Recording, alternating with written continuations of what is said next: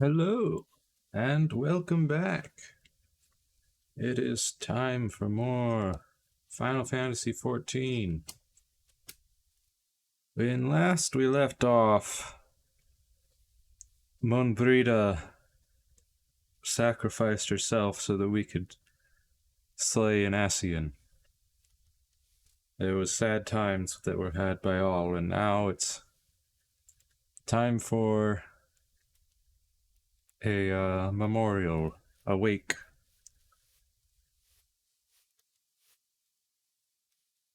So let's hop on into it.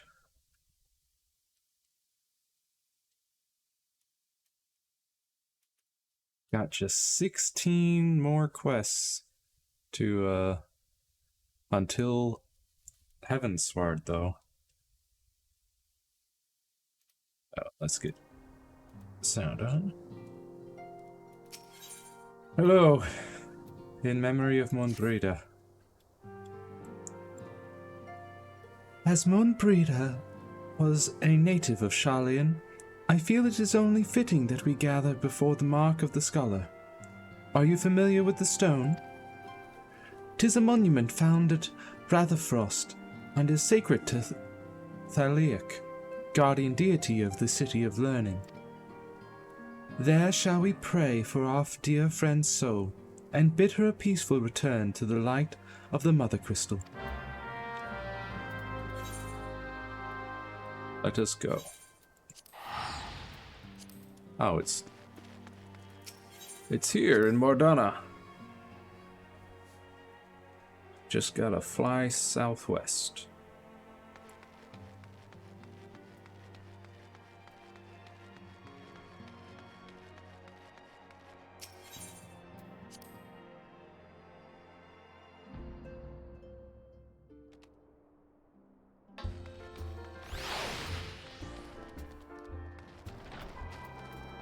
Pachachakama. Fly me away. We have a wake to attend.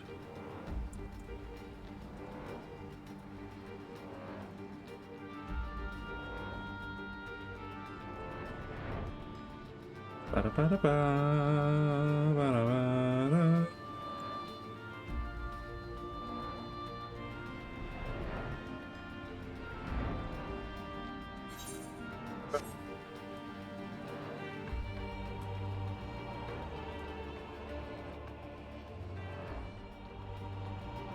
Here we are. Near the plasmoids.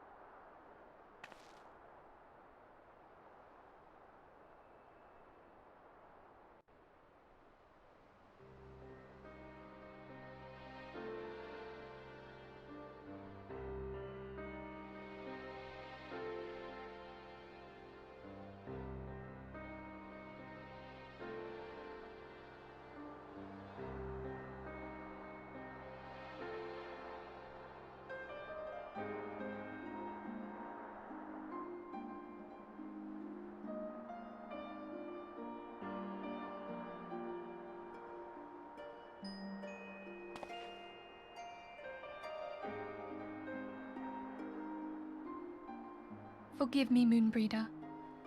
Had I been quicker or wiser, but I was not, and you paid the price. But you would not suffer us to wallow in our sorrow, would you? You would tell us to pick ourselves up and get on with it. And so we shall. We shall defend this realm and her people to the last.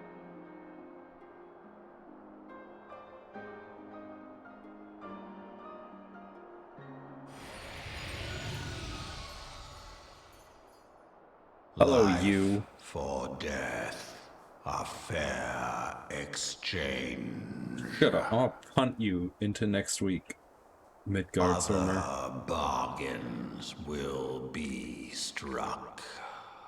I'ma punt you into next week. Is that a good bargain?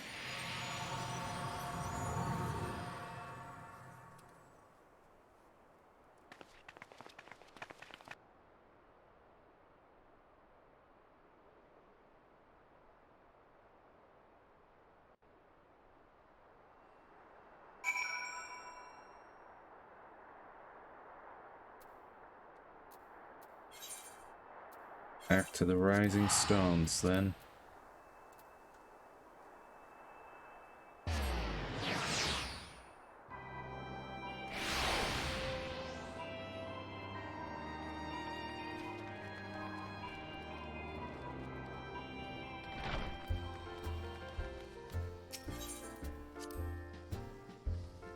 Ba-da-ba-da-da-da-da-da-da-da.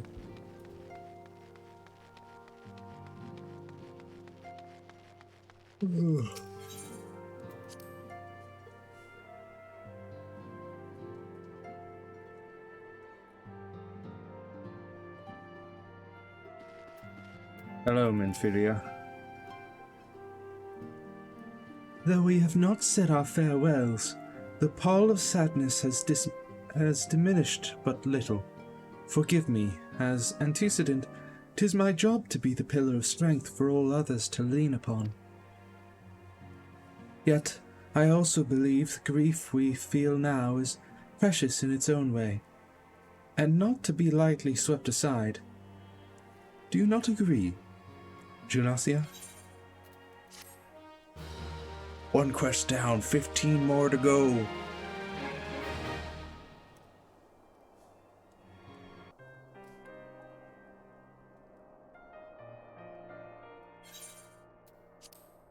"'Tis as if a dagger has been thrust into my breast.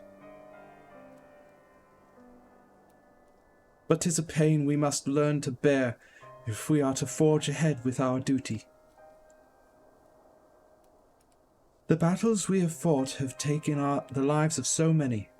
Louis Soir, Mumbrida, our fellows at the Waking Sands. They have taken the lives of so many. 2 whose names that I can remember.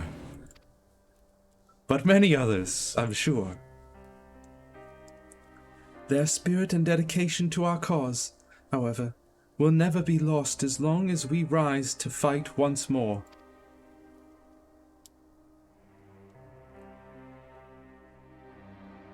I hardly need remind you of this, of course. 'Tis for my own benefit that I repeat these words, a reaffirmation of mine own chosen path.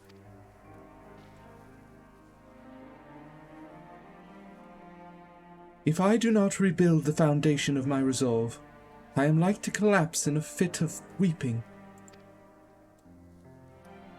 My apologies again, Junasia. There is no other to whom I could display such weakness. You are my pillar of strength, and I fear I shall have need of your steadfast presence in the days to come.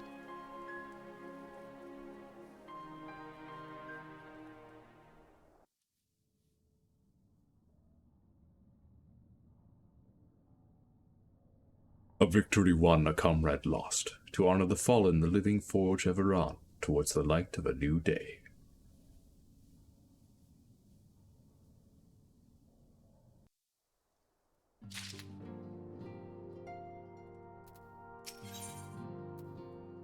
Mask of Grief. Have you a moment, Junasia? I believe Ida wished a word with you. I should consider it a personal favor if you would lend a sympathetic ear to her troubles. She has not been herself since Moonbreeder's passing, and my heart aches to see her so downcast. Fret not. I shall speak with Ida.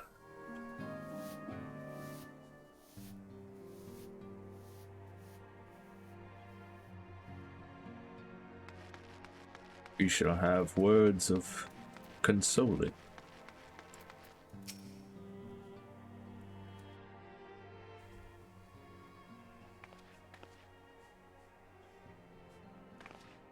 Hey, it's Junasia. Great.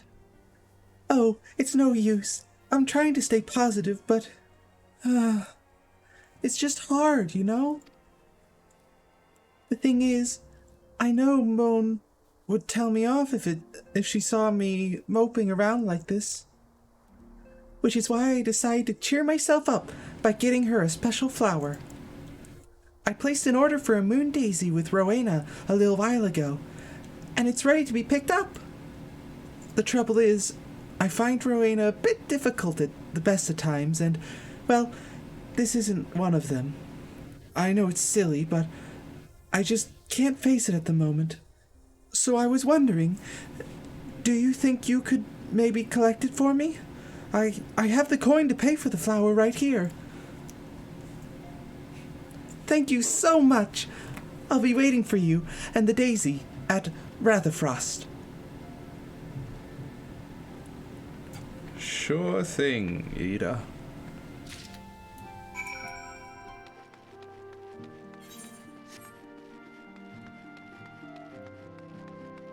I go to Revenant's Toe.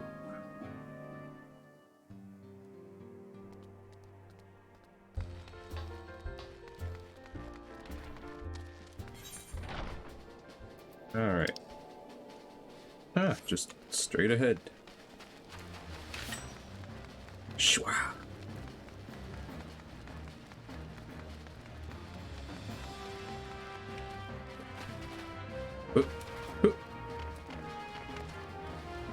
Where? You're in here.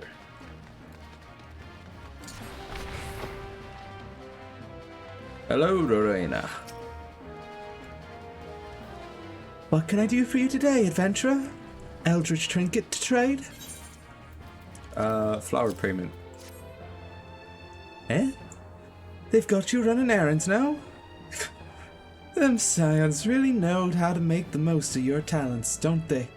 Sending the savior of Eorzea to the bleeding market. Fine use of your time, that is. Seriously though, you'd best learn how to say no, or they'll have you mucking out the chocobo stables next. Anyway, what was it you were here to pick up? The moon daisy, was it? Here then, take it.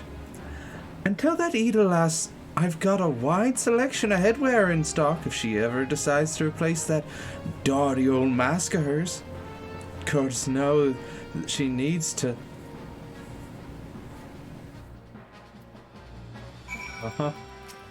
Also, what do you do? Elegant tomestones.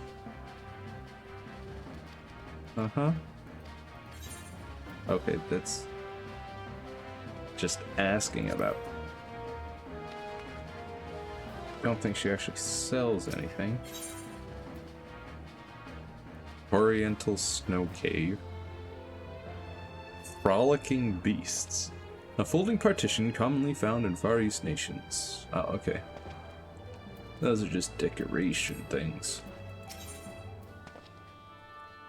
Bicolor gemstone vouchers, purchase luxuries. Just a gilded Mikoshi flute.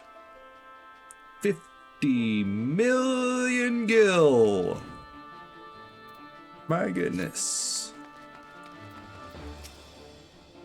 Do you actually have anything that you sell? Rowena's House of Splendors? No. Far Eastern wares. Fireworks gear.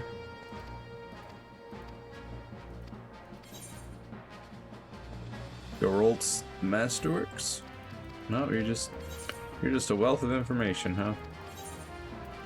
I get goodbye.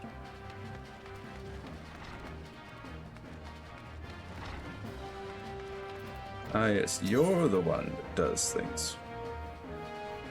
Artifact equipment, vintage equipment. Or magic. Yeah, and these things require armor augmentation things.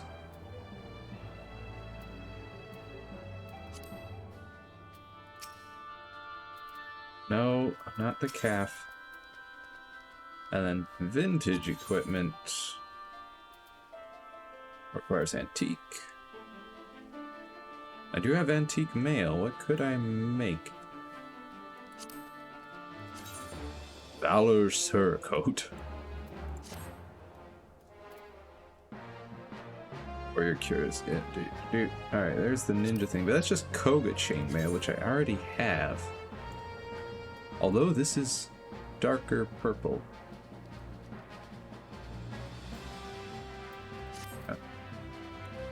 And Bard's shirt, which is similar to what I currently have on. Well, in a way. But looks kind of ridiculous. Now, if I were to ask for Cyber Magic, we got Sorcerer's Coat for Black Mage. Looking silly.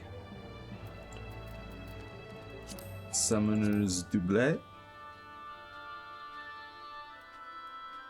Neat. Cleric's Robe. Look, it's a white mage. Argued Gown.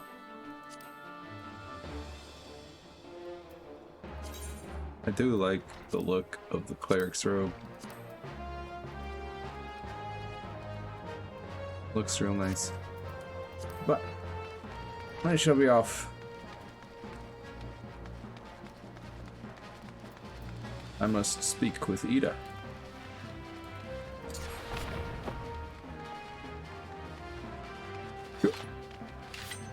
Wah.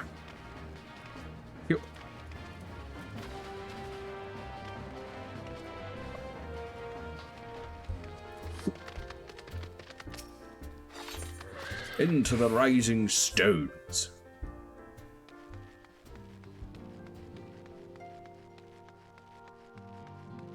Ida? Oh, right, Rat the Frost. Duh.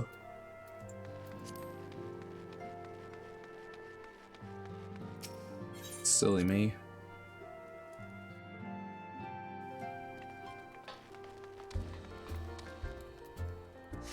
Bungee Tech Armor.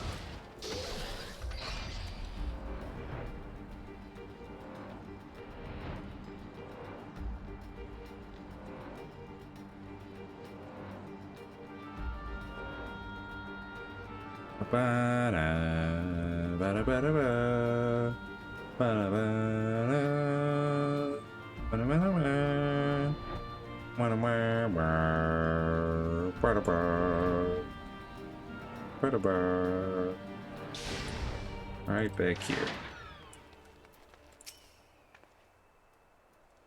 Ugh! Rowena can be so annoying! She just will not take no for an answer.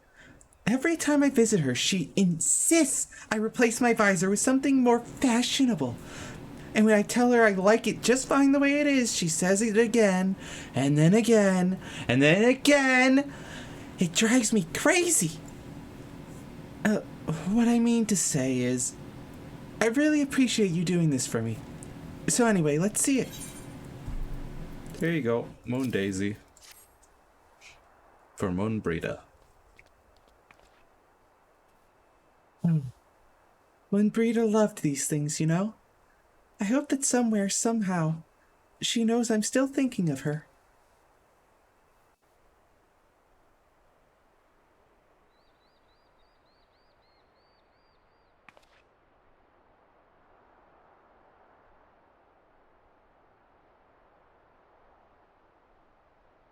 I'll never forget you, Moon. None of us will.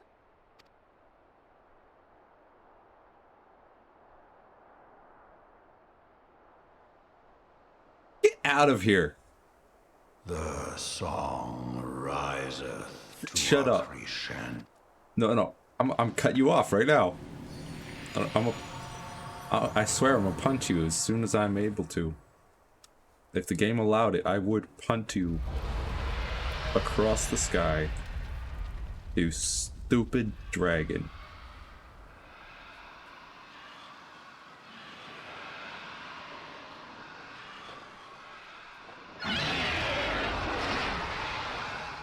Is that what I think it is?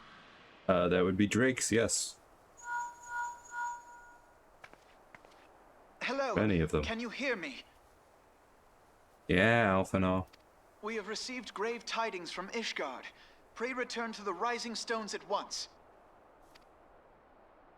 Piece of cake. I'll be there in a flash.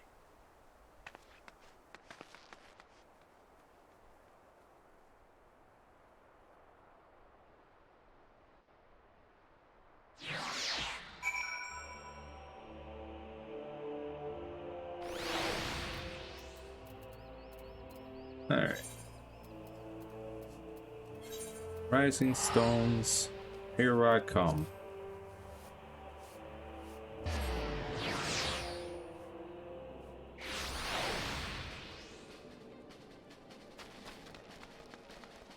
What you got for me, Alphinaud?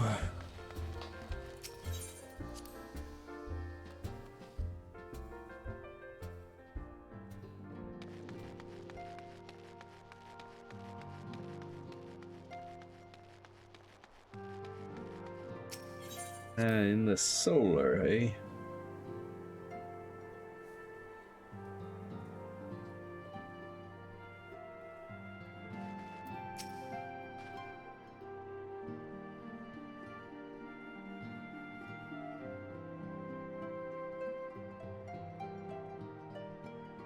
My apologies for the interruption. I was deeply saddened to learn of Munbrida's passing. Her loss will be sorely felt. Alas, recent developments in Ishgard leave us little time to mourn. The envoy from Querthus will soon arrive, and we must hasten to hear her report. Very well. 14 quests left. Let's go.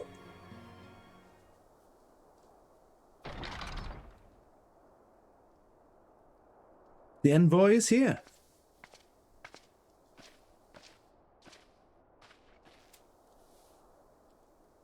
I thank you for receiving me at this short notice.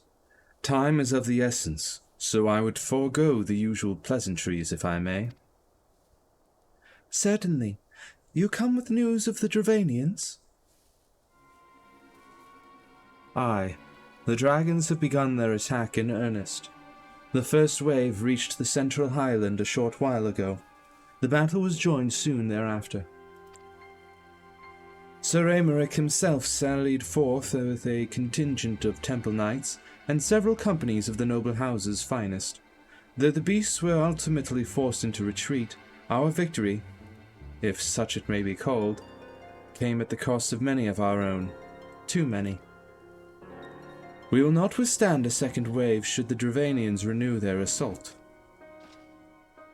You paint a grim picture, my lady. It is reinforcements you seek, then? We do. Though it pricks our pride, it is plain we cannot protect Ishgard with our ranks thus thinned by the Horde. Sir Aymeric would meet with you to discuss the possibility of enlisting your aid. Very well. I shall depart for Querthus at once. I must warn you, however, that the involvement of the Crystal Braves is by no means assured. Our commitment to quelling the unrest in Uldar must take precedence. It is with such contingencies in mind that I must make another request. The Scions of the Seventh Dawn are known for sharing close ties with all three of the Grand Companies of Eorzea. Would you consent to plead our case to their leaders? Though I will gladly appeal to the Grand Companies on your behalf, I dare not promise a favorable reply. You need say no more. Considering our past dealings with the Eorzean Alliance, I can well imagine how our plea will be received. But the fate of Ishgard hangs in the balance. We must explore every avenue still open to us, no matter how unpromising. I see. Very well. I shall send envoys to each of the allied nations, and have them present your request directly to the heads of the Grand Companies.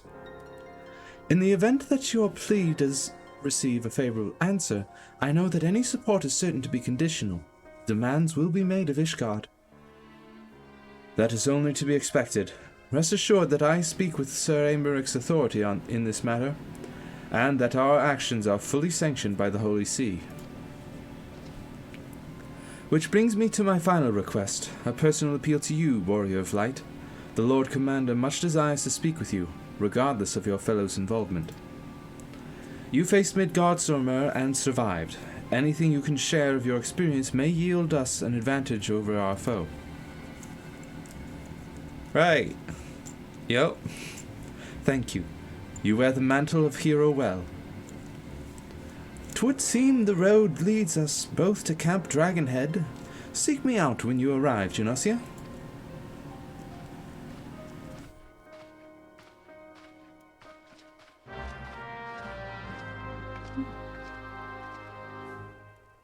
Quest accepted.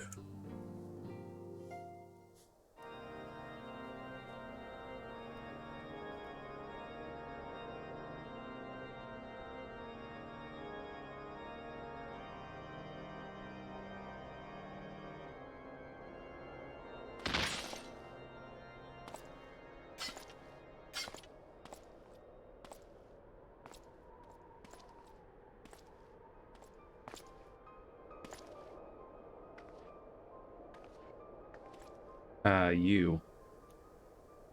Summoner of Shiva.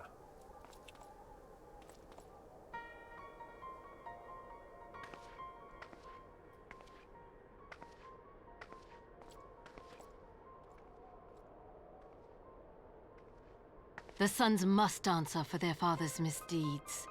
Only then will the cycle be broken. It's not... What? What? First of all, no, the sons needn't answer for their father's misdeeds. It's not the sons' fault. Also, having the sons answer for their father's misdeeds does not break the cycle. That continues the cycle. You fool! How can you not see? You are just so blind.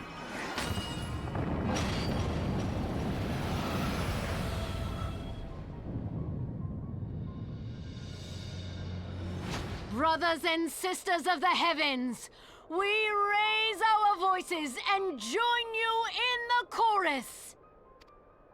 The sinner's feeble magics are undone. Come, claim your retribution. Why do you assist the Drakes?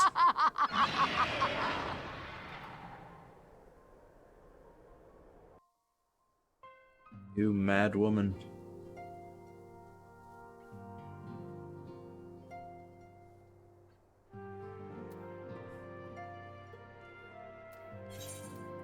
Time to go to Dragonhead.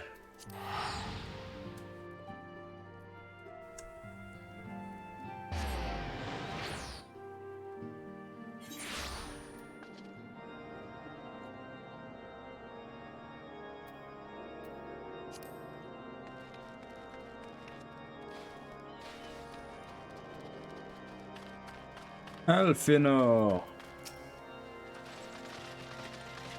It seems I was the swifter, Genosia. You too, however, have arrived with time to spare, for our host has yet to make an appearance. The murmurings about camp tell of some manner of trouble at the gates of judgment. In the Lord Commander's absence, I suggest we visit the place and find out what is afoot.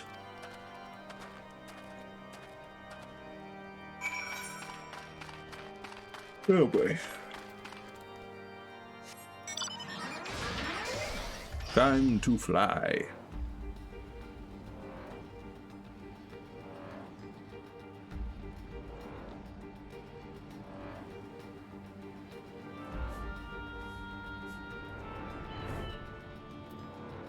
The gates of judgment. Tenterhook's Temple Knight.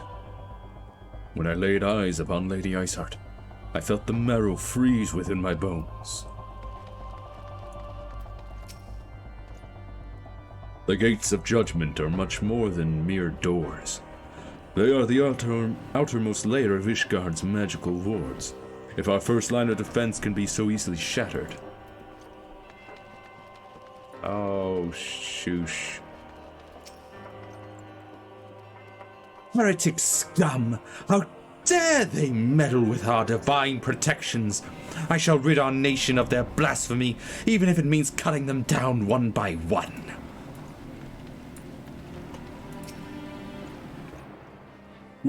We need not fret over much. There are yet several layers of arcane protection that shield the city from invasion. Mother will be fine. Uh-huh. Who are you trying to convince, me or you? It would seem the heretic struck the first and most telling blow against Ishgard. Scions, we expected you at Camp Dragonhead. My apologies. We chanced to hear that there had been troubles at the gates, and thought it prudent to investigate the cause. Then you have learned of the heretic's treachery. Lady Iceheart led a force of her followers against our defenders, and came close enough to dispel the first of our wards. But let us speak more of this back at camp. Sir Aymeric awaits you. Nod. Just 13 quests.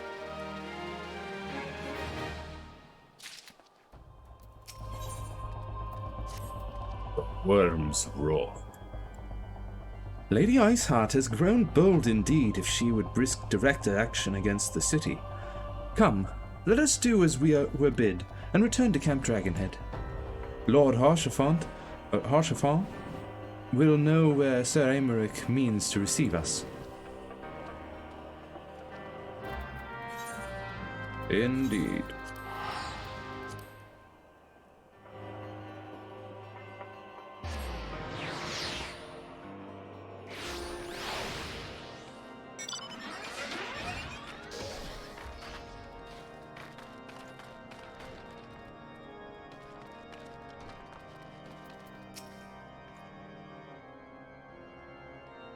It is reassuring indeed to behold the countenance of a friend when one's homeland teeters upon the very brink of disaster. Though a single misstep could send us plunging into the abyss, your heroic presence stokes the flames of courage within my heart. Ah, but you did not come to Dragonhead to listen to my prattling. The Lord Commander has arrived, and would treat with you in the intercessory.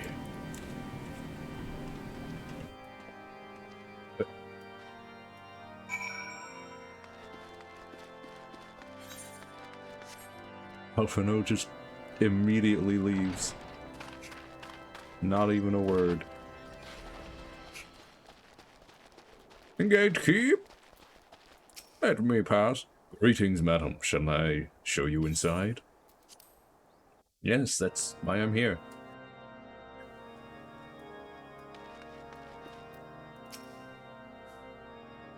Sir Aymeric?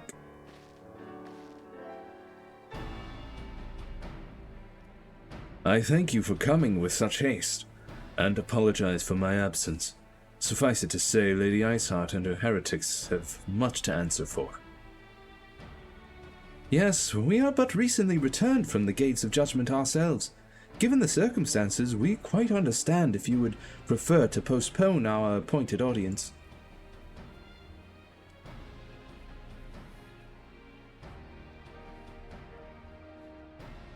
On the contrary, Master Alphino, I think it more important than ever that this meeting take place. Rest assured, I shall return to my post on Ishgard's walls the moment our business is concluded. Before we move on to the subject of reinforcements, however, I would introduce you to a close friend and stalwart ally, Estinine.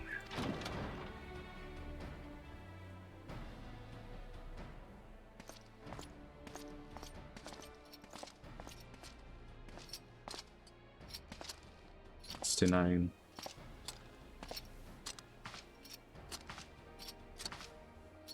A dragoon.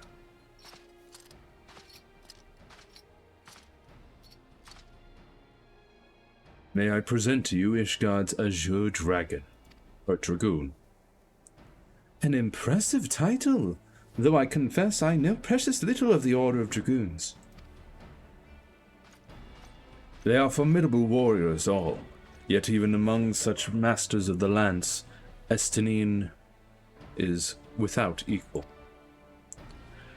He, out of all the warriors of Ishgard, was chosen to wield the power of dragons, and may thus contend with any Dravanian. You flatter me overmuch, Lord Commander. So you are the adventurer of whom they spoke. I see now why my blood fair sang in anticipation of our meeting. Well, now that we have all been introduced, let us proceed to the matter at hand. I would share with you what we have learned of Iceheart's design, as confessed by the heretics taken captive after the assault on the gates. 'Twould seem that Lady Iceheart and the Travanians share a common goal, the reclamation of Nidhogg's stolen eye. Nidhogg? That's not good. Nidhogg, one of the 7 great worms. His name features prominently in your nation's history. Though once defeated by the hero Haldrath, the beast is said to have terrorized Querthus since Ishgard's founding. Aye, many are the scars our walls bear from Nidhogg's relentless efforts to raze this city. The trophy Haldrath plucked from the bested worm's skull, known simply as the Eye, is a treasured relic of Ishgard, and one possessed of untold power. Should it ever be returned to Nidhogg, the dread creature would be restored to the height of his strength, and then no wall or ward we could erect would be stout enough to deny him.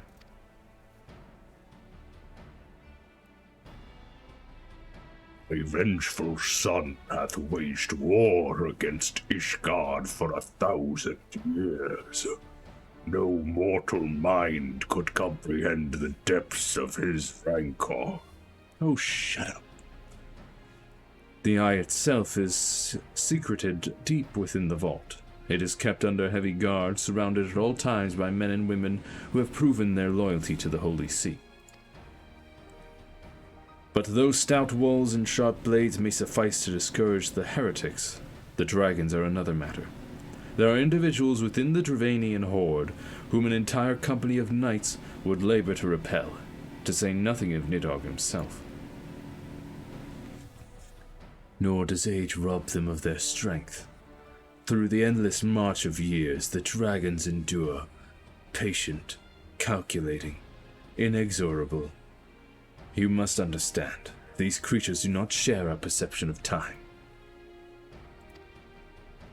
And that is especially true of the great worms. They who spend centuries in slumber only to awake and resume their campaign, as if mere hours had passed. It has been 20 years since Nidhogg last darkened our skies. 20 years for him to gather his strength, and for us to bolster our defenses. And now, just as he seems primed to return, the heretics strike at the gates. You believe that the Lady Iceheart is in league with the creature, then? Of that we cannot be certain. Though we know the heretics covet the eye, we have been unable to determine their plans for it.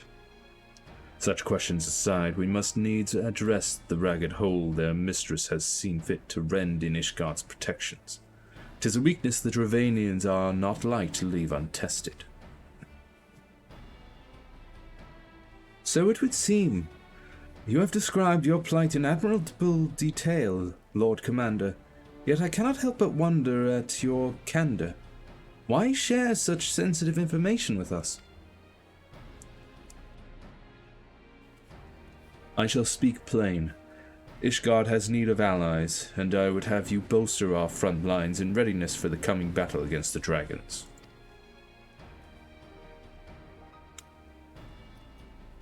This much I expected, unlike our arrangement concerning the Keeper of the Lake.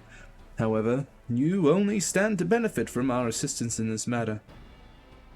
Or only you stand to benefit from our assistance in this matter. I fail to see why we should intervene in a conflict which concerns only Ishgard and Dravania. When the Eorzean Alliance requested Ishgard's assistance during Operation Archon, you refused us. Does it not seem grossly unjust to demand that we now risk our lives in your private war?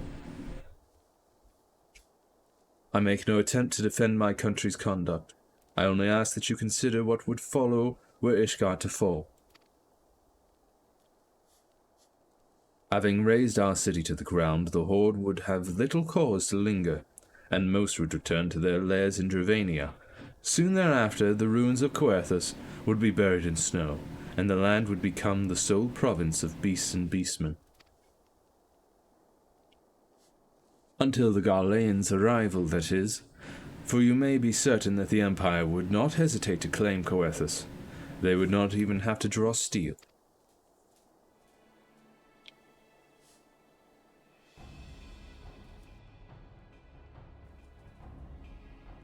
An imperial province sharing a border with Mordona? 7.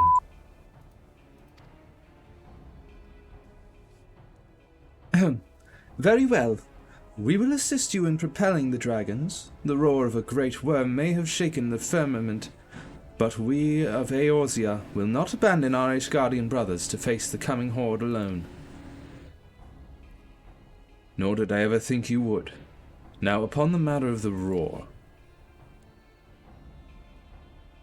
Allow me, Sir Aymeric. Through the power of the Eye, I have become the vessel of Nidhogg's strength. His essence has stolen into my very blood. Fear not. I am in full control of my facilities, I assure you, and the Eye itself is of no relevance to this tale. It is not essential that I bear it with me wheresoever I go. Its lingering influence does, however, allow me to hear Nidhogg's voice.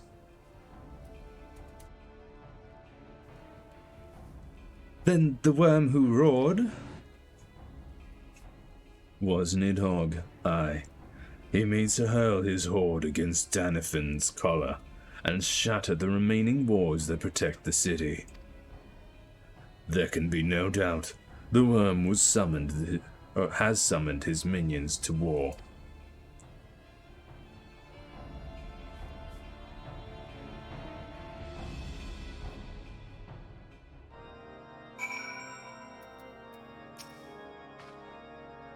Though the circumstances are far from ideal, this desperate endeavor will at least provide us an opportunity to bring the sister states of Eorzea together in common cause. Sir Aymeric was more ruthless in his negotiations than I had anticipated. I suppose one must give no quarter when one's home is at stake. But did you not see the look on his face when he formally requested our assistance? Though the Lord Commander has long campaigned for Ishgard to open its gates to outsiders, I suspect this softening of the Holy See's attitude towards foreign cooperation comes as something of a bittersweet victory. The days ahead promise to be interesting indeed. 12 more quests. If we are to aid the Ishgardians in this war of theirs, preparations will have to be made, and soon. Before proceeding, however, we must needs return to the Rising Stones and make our report to the antecedent. Fine. You're lucky it's easy to travel back and forth.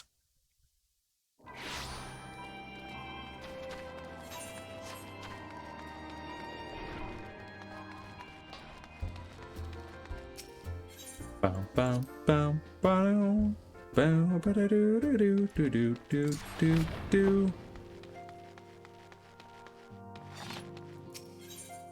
Into the solar.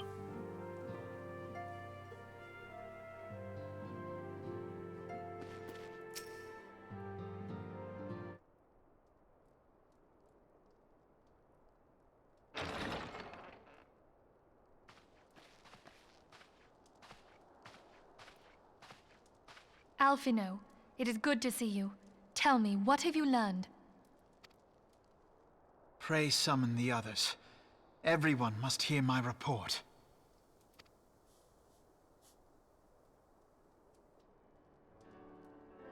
Is that so?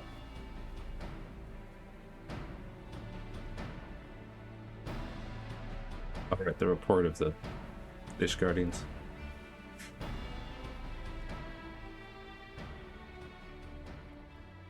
So this was all but a taste of what's to come. Indeed. The main host advances upon Ishgard as we speak. Whose vaunted defenses have been nullified.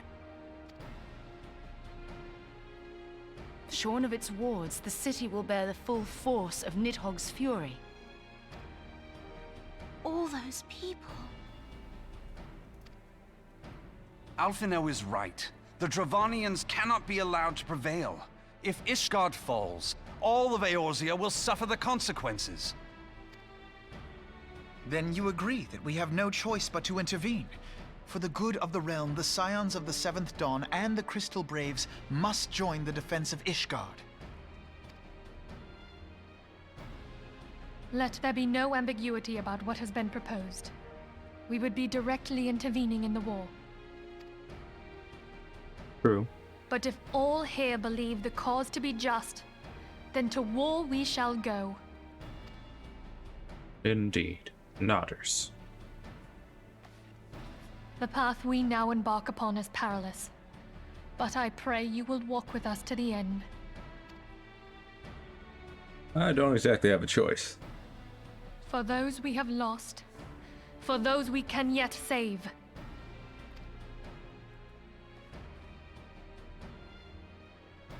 Well, Then it is settled. I shall inform the Council of our intentions and request that they contribute their own forces to the defense of Ishgard. I suppose technically I could just say, see you guys, and run off to the casino or something, and just never play the rest of the main story, but nah, I'm here to play through the whole story. Going all the way.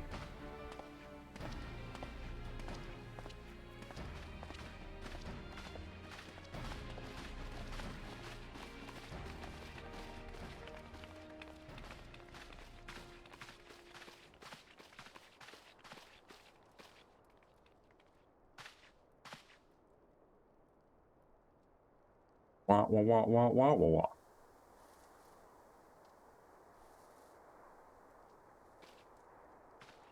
What are these secret conversations,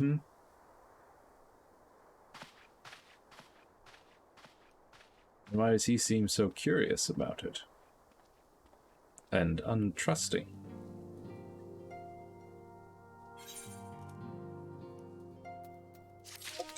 11 quests.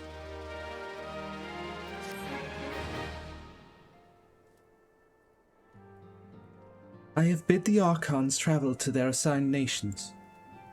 Should the members of the Alliance agree to pledge Grand Company soldiers to Ishgard's cause, our comrades will be on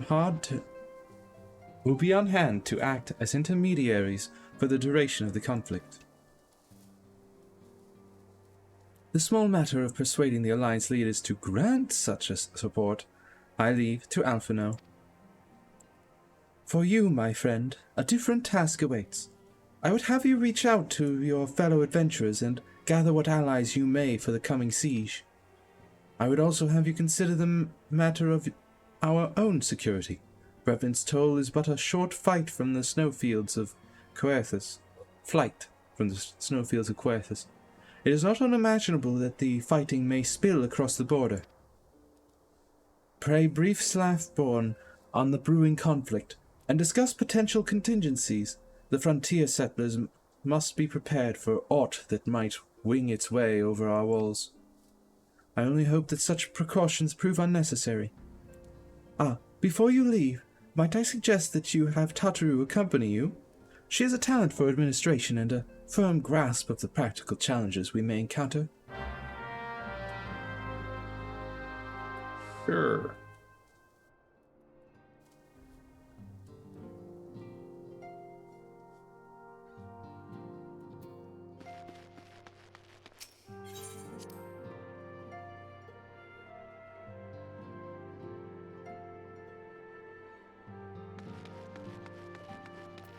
Hello, Tatu.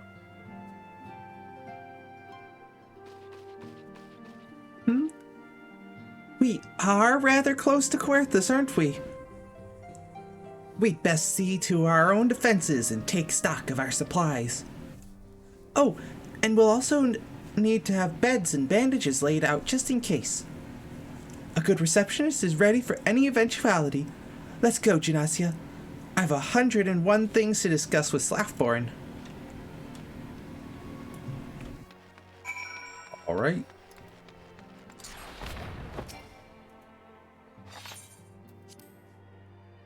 To the Rising Stones, and then out to Mordana.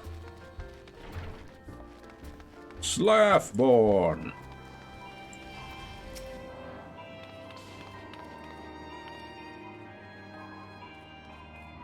I appreciate the warning. If war is coming to Querthus, then the toll must be made ready. I'll increase the number of patrols and lookouts immediately. I'll also see about finding room for an infirmary, as well as temporary housing for victims of the conflict. Ishgard has done well by us in the past, and I would return the favor. But as for rounding up volunteers for the fighting itself, I am afraid I must disappoint you. I will not send my fellow guild members to die on Ishgardian soil, and I am certain headquarters will say the same. There will be no official Adventurers Guild presence at this siege. That said, each adventurer is of course free to do as he or she will. I shall have a word with some of my more capable colleagues on your behalf, and you might try your luck here in Revenant's Toll. I dare say there are a few stout souls about town who will answer your call to arms. What say you, Tadru? Let's get started, shall we? We have a town to rouse.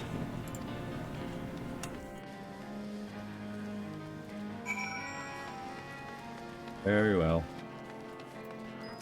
Accomplished adventurer. Wah, wah, wah, wah, wah. Spare me your talk of glory and fame. I'm not in the habit of volunteering for lost causes. I've survived this long by trusting my instincts, and my instincts tell me to stay well away from Ishgard.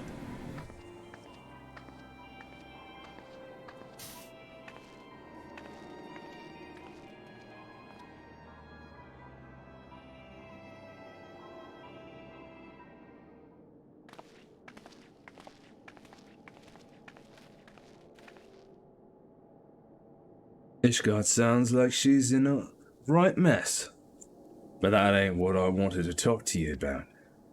I need you to cast your mind back to that scuffle with the Empire out by the processing plant.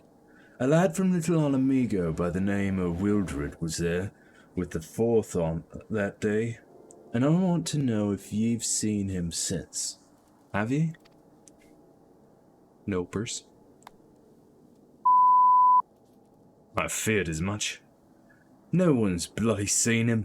It's like the ground opening up and swallowed him whole. But that ain't all. Around the time Wildred stopped turning up for duty, them black market weapons went missing from our vault in Uldar. So now, of course, half the brave suspect the lad of making off with the goods. Folk like to believe our company's disciplined fighting force. But as you and me both know, it's no more than a motley collection of mercenaries, adventurers, and Grand Company veterans.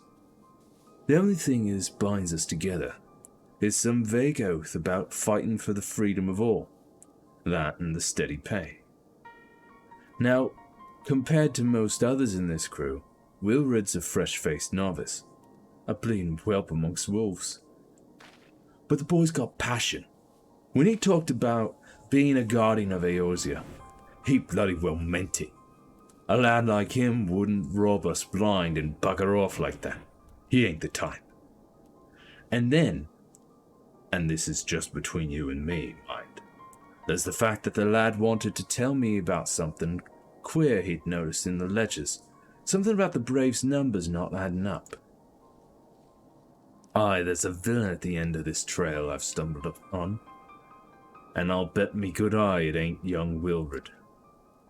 Anyway, you've got a war to rage, so I'll let you get on. I just thought someone should know. I'll be seeing you, Genosia. Thank you for informing me.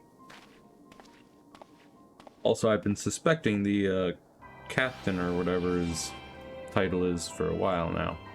Midgard soldier.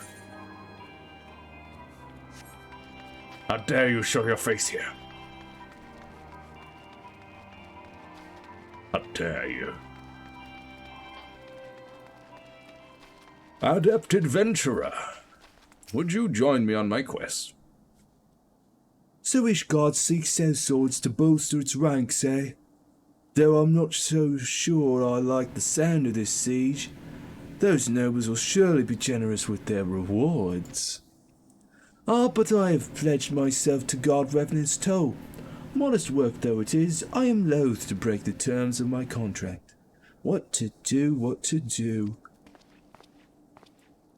Well, fighting this war in Ishgard will protect Revenant's toll, you know, from the Dravanians, who would likely attack here next.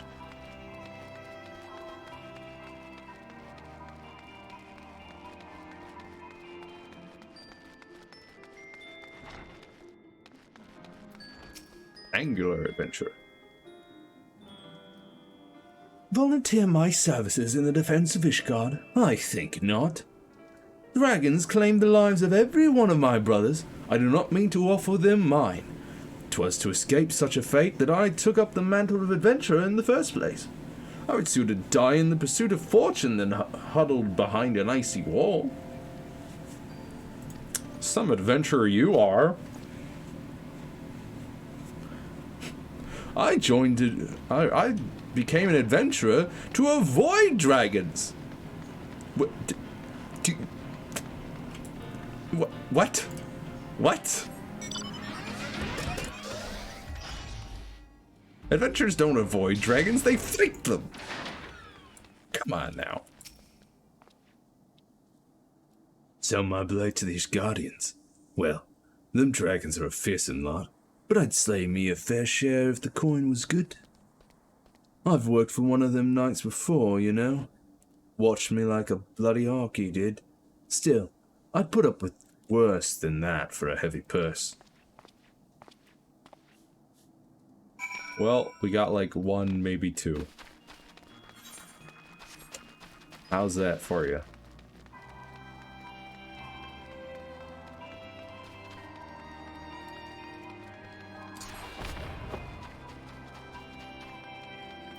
I got one, maybe two, Tataru. There you are, Genosia. So, did you sway any hearts? One or two, eh?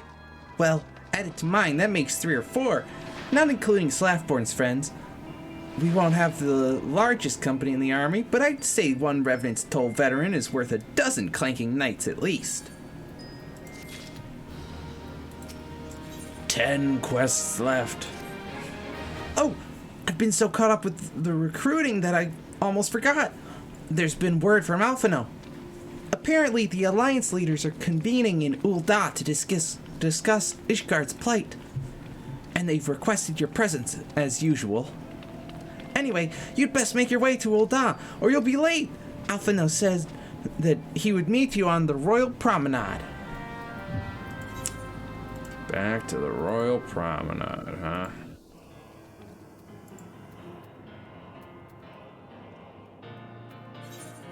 Off I go. Chamber of Rule. That is where I must go.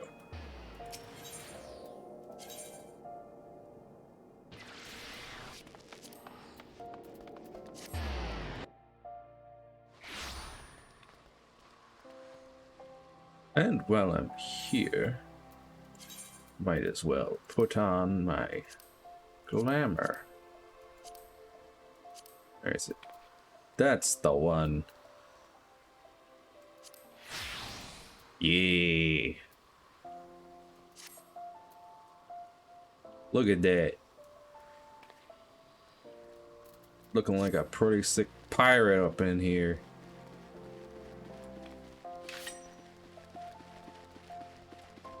Arr. I'll be having your gold, too. Should I say gil?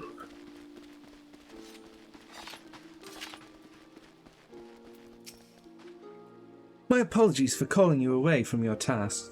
I had hoped to proceed with these negotiations one leader at a time, but it seems my urgent requests for an audience have prompted a gathering of the council. Needless to say, I felt obliged to attend. The Alliance leaders are already seated within. Let us join them, shall we? That means we get to see...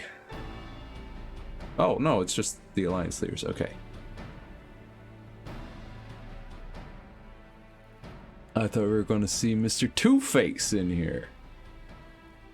We are well aware of Ishgard's dilemma, and we agree with your assessment.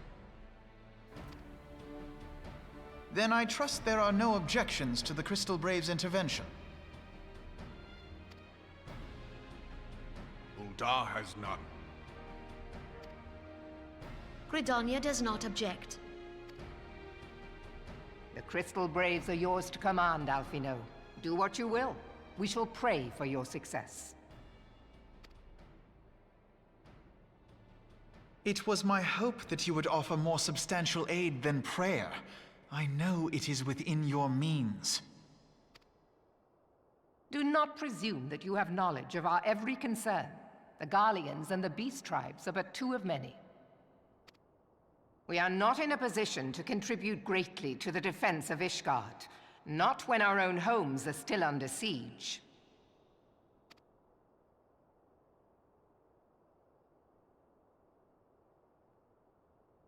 We dare not leave our interests in Cartano undefended as well. Telegi Adalegi and his ilk would seize control of the territories in our absence. Yeah, Telegi Adalegi. That's the one that I thought would be here. The enemy is at their gates, and you would cower behind yours? No one is cowering, boy. We will offer what support we can. Aye, support. A handful of men and no more. Would that we could commit more than a token force to this cause. Yet there are others to whom you might turn. The free companies ever want for work. Ah, yes. The free companies. They're not like to turn you down. I beg your pardon? You would entrust the survival of Ishgard to sell swords? Crises like these are the very reason why this alliance was formed. It is our duty to aid our fellow man. My duty is to my country and my people. If you expect us to place the welfare of a foreign power above our own, you're going to be sorely disappointed. Lest you doubt, Limsa comes first, then the Alliance, and finally, circumstances permitting, Ishgard and the rest. If you cannot understand so simple a concept, then you have no place at this table.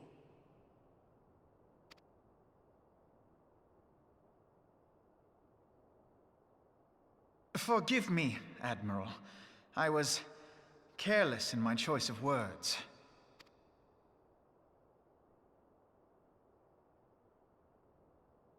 I suggest you assemble a party of elite adventurers, assuming you haven't already. Your fellows served us well during Operation Archon. I dare say they will do so again. I suggest you gather up some other warriors of light. Hint, hint.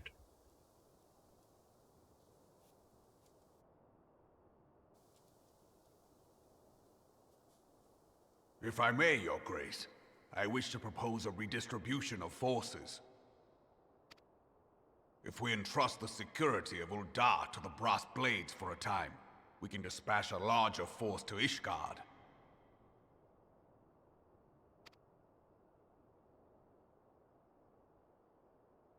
Your Grace? Are you? Yes. I've never seen you before. Yes, of course. Do what you will. Your Grace? What's going on?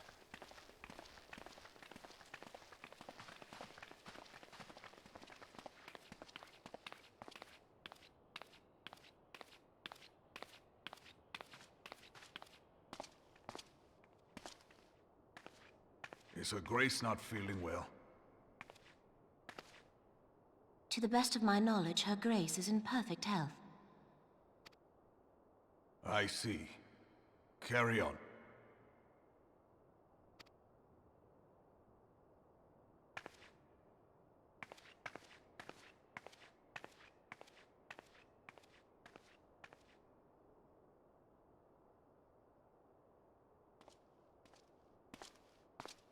Something fishy is up.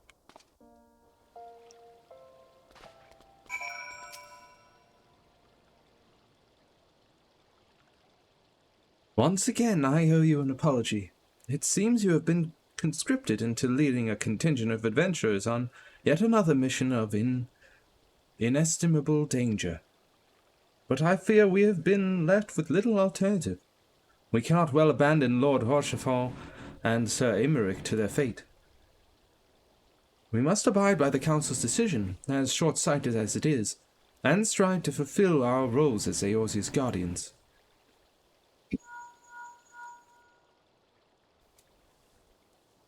Captain Ilberd, what news? Then the assault has begun? We have but this moment concluded our audience with the Alliance leaders. Move our forces into position. Your unit will join House Durandare at the Seal Vigil. Man the cannons alongside the knights, and thin the Dravanian horde ere they descend upon Ishgard. I will join you as soon as I am able. Genosia, I would have you and your adventurer allies bolster the defences at the Steps of Faith. Report first to Sir Marceline at the Gates of Judgment, and he will direct you to where you are needed most. May the gods grant us victory.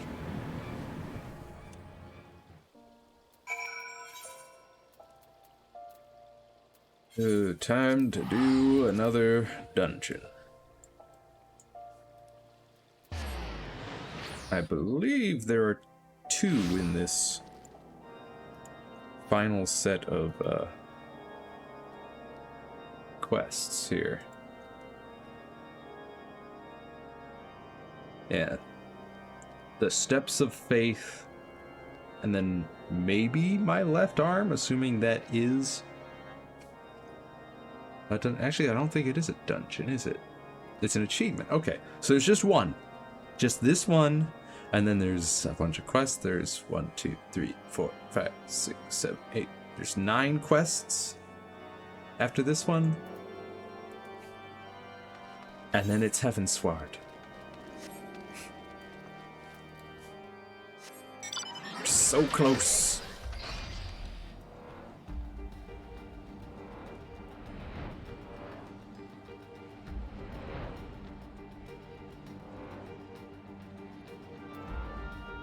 To the dungeon, and we had a Lala Dark Knight dressed as an elephant. Well done.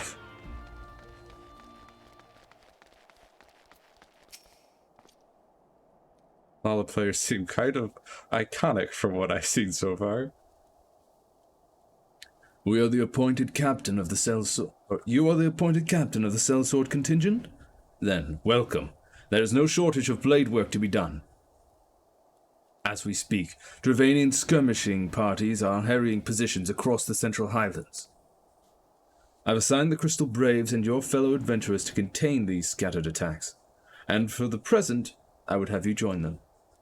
This is, of course, merely a precursor to the assault on Ishgard proper.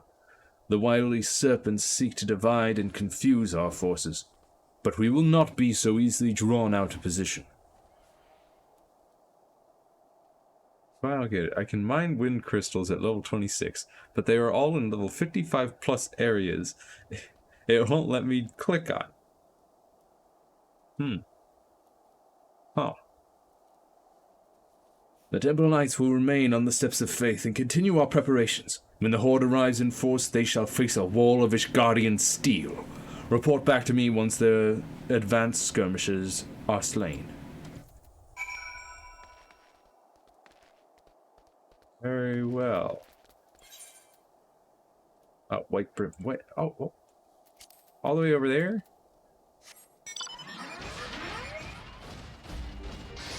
Let's go.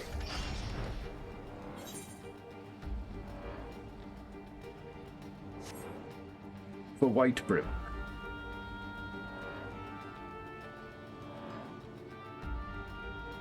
Man, look at this scenery. Looks so cool.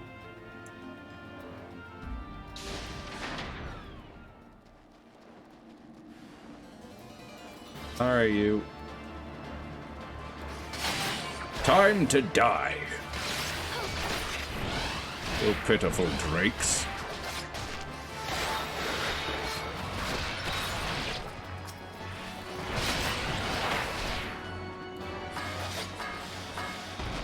Hutan.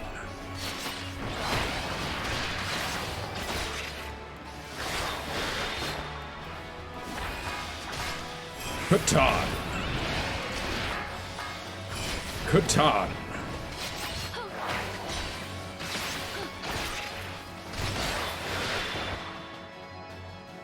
Foolish fools.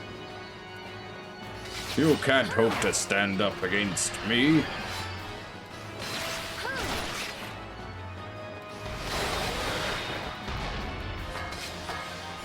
Whiten.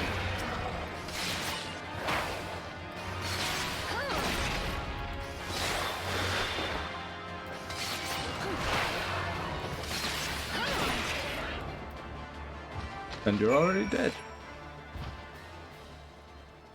All right. More skirmishers. Way over there.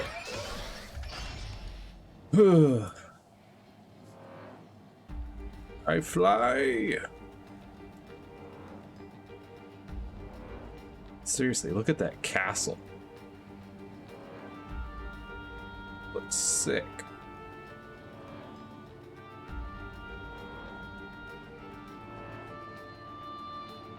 Sea of clouds.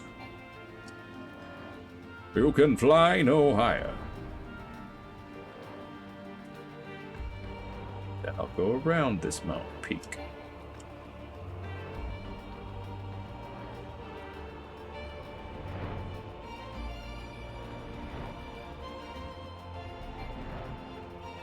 Huh? Ah, there you are.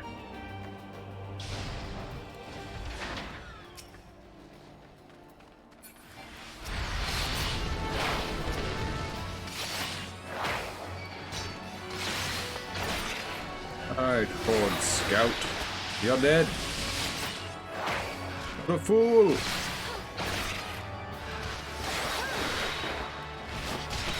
And you're dead.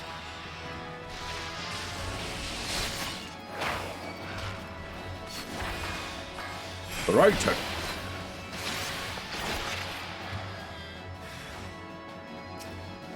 Yeah, bring it on.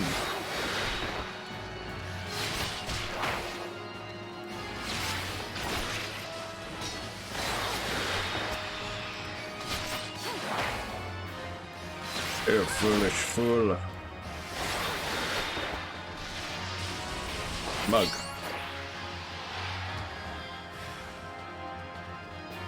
Is that all? Oh, look. A little Horde commander, is it?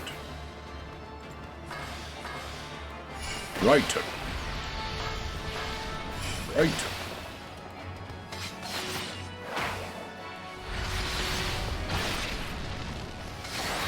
You silly dragon. Assassino.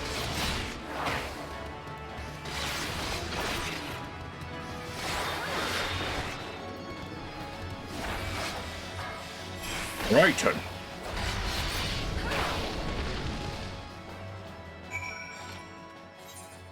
This place is secure now. Off I go. Back to those gates of faith or whatever.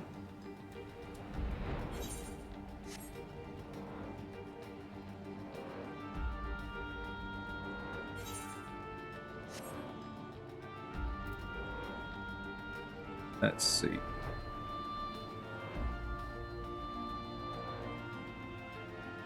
The steps of faith.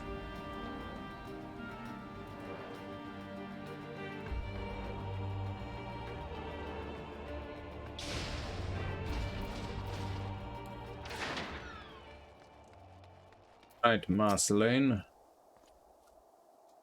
What news, adventurer? The reinforcements? Decimated, you say? Dravanian devils. Their scaly hides. Hold fast to your grief and fury, my lady. We will avenge their deaths of your fellows in the battle to come.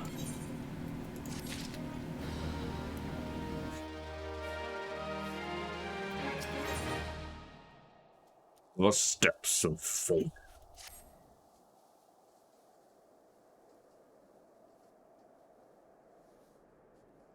Ere you commit yourself to the siege, you should know what it is you are tasked with defending.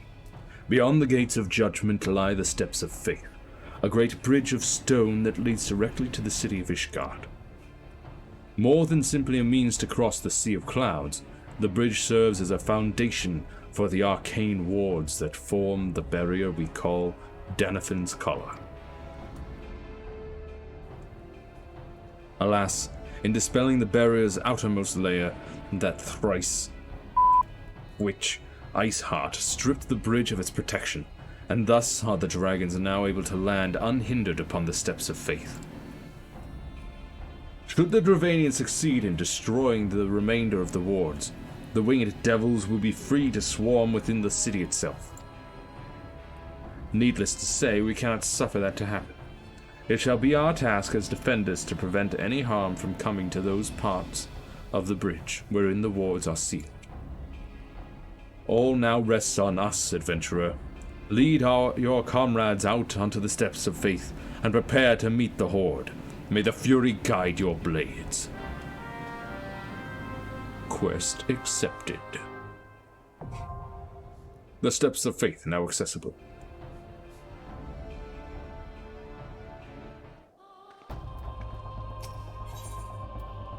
Let's do this.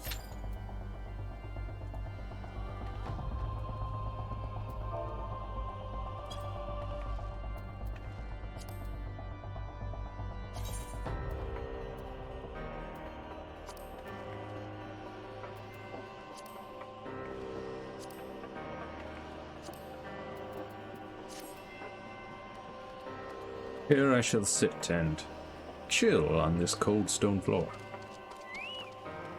as I wait for more adventurers.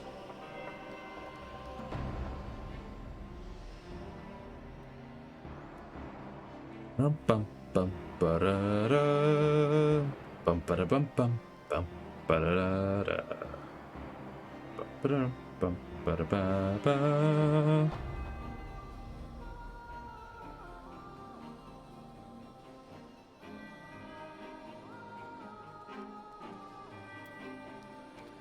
At least the average wait time is less than 5 minutes.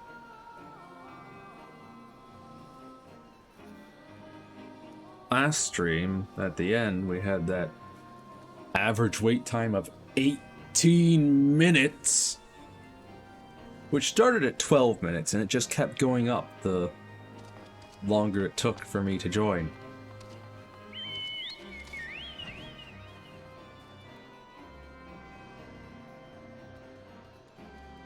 Lerel Seli. Looks like she is a bard, yes. With a pretty sick looking bow.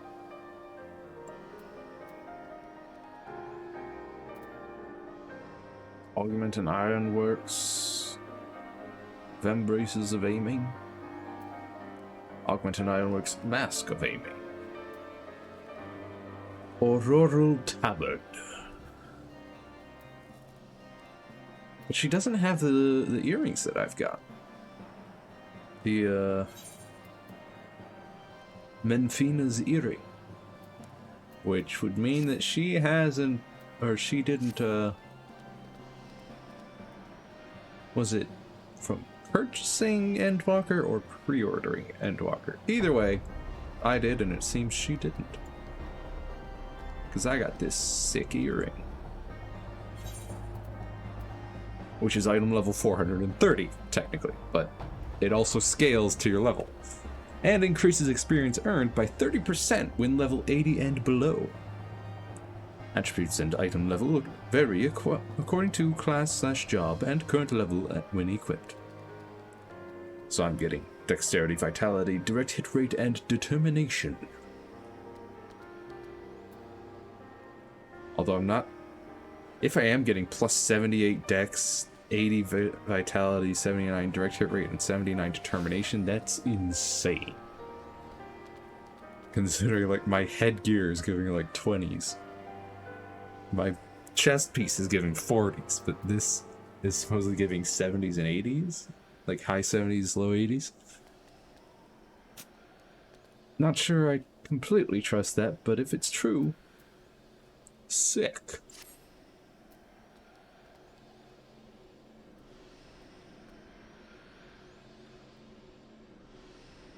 I wish more people would attempt this dungeon here. This Steps of Faith.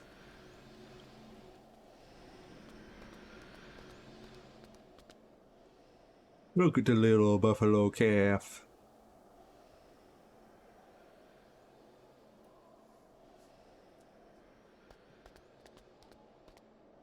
Come back. Look at you. Adorable. Adorable.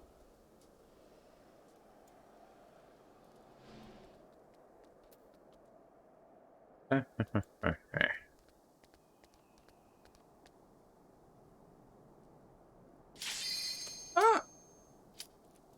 Commence! Commence the dungeoning. Yep, come on. DPS. Get in here.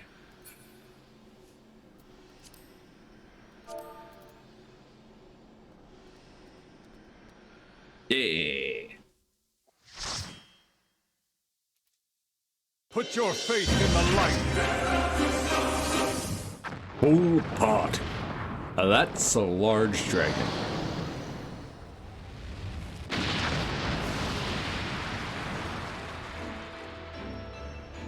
The Steps of Faith. Coerthus.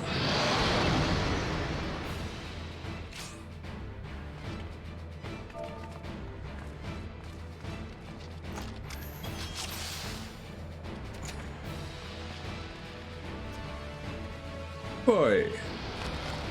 We claim victory this day. Ishgard falls. Accept the fury into your heart and defend this bridge with your life's blood. They seek to swarm the healers. Focus your attack on the dragon fires. Or flies. Whoa.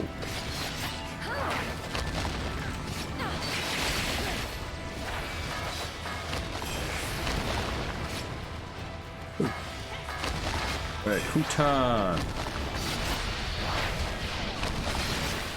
Let's take out these little dragons down here.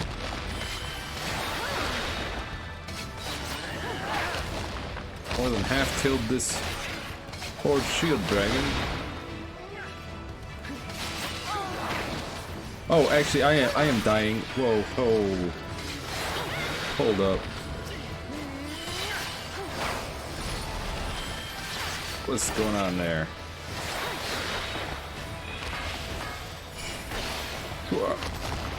Dragonfly, you must die.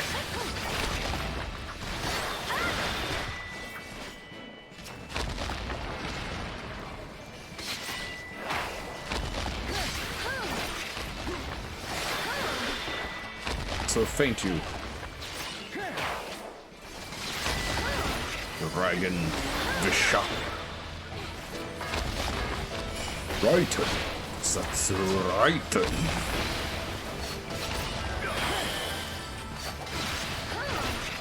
He still has so much health. Ready the cannons!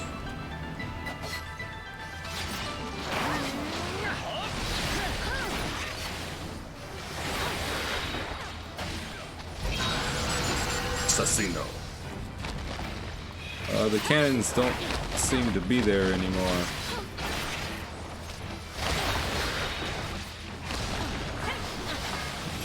Raiten. Also, Huta.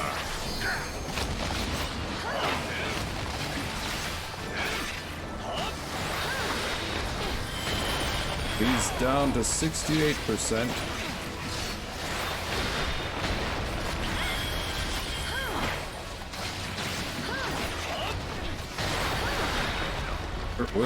Really wailing into him. Alright. Beasts! Don't let them rush the cannons! Oh. Ah!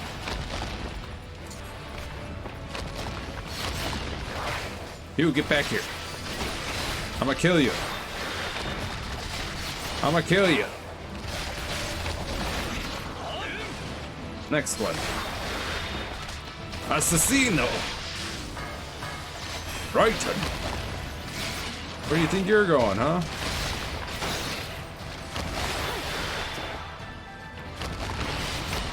Visha. It is you who will die. Raiten. Oh. What the?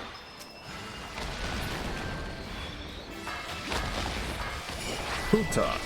Also, Raiten. Whoops, Raiten. Die, Wyvern.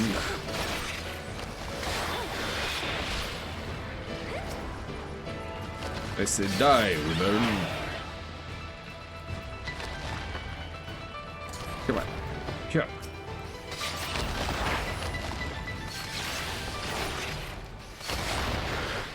Oh, there's another beast. And, well, nobody's got it.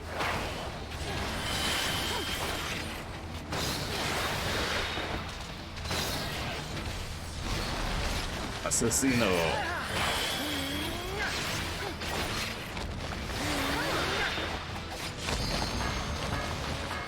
Free up the Hutan.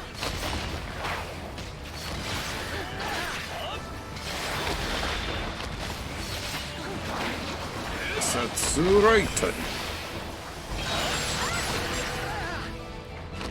Yeah.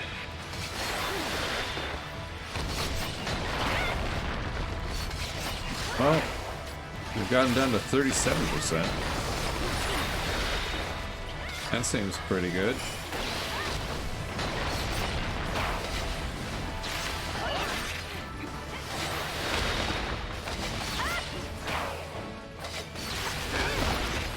Oh, underfoot. Ow, that hurt a lot. I need to watch my step.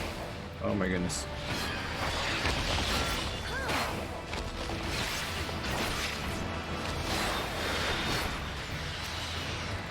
Assassino!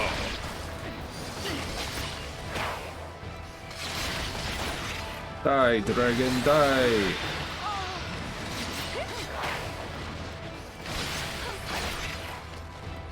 Also, Huta and Kasatsu Raiten, or Kasatsu Raiten.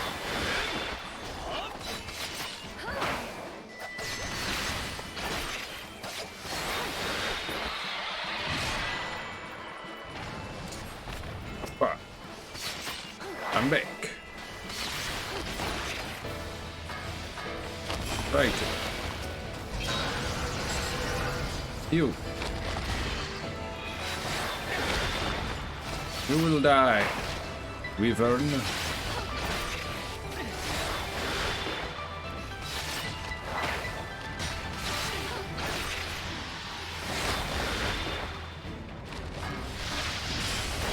Right. Hey, you, get back here. Assassino.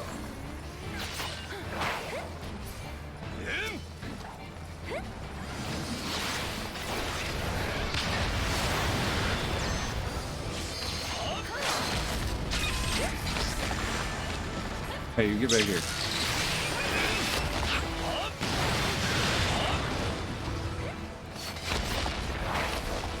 We nearly got him. 3% left. Right. Right. Yes. Broken bridges.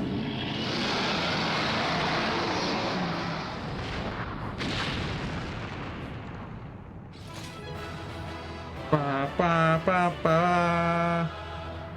Woo! That guy looks like he's wearing like mech armor. GG, everybody. Thank you for the party. Here you go. Ba ba ba ba ba da da da da da da da da.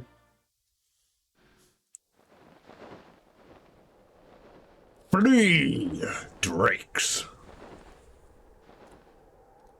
Your dragon is dead. The dragons, they are withdrawing. Victory is ours. Woo! Yeah! That's sunshine.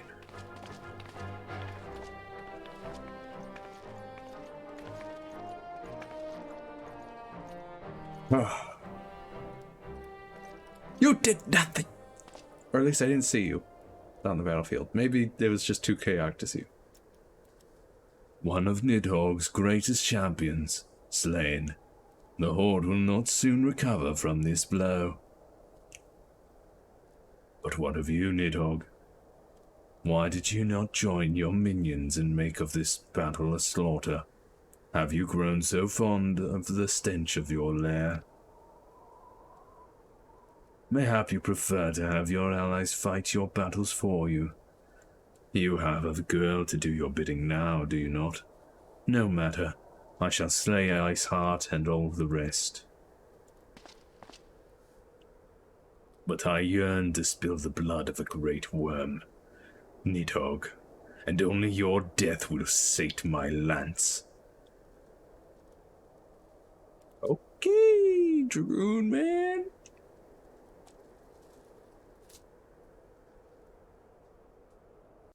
Wow, away.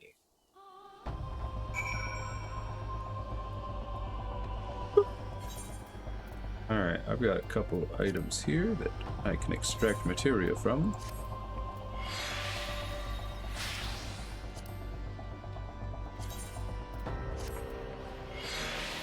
So, shall do that. Alfino. Sup? Junasia, the dragons are routed. Lest you wonder, the fighting at the Steel Vigil was also fierce, but my Crystal Braves were not found wanting.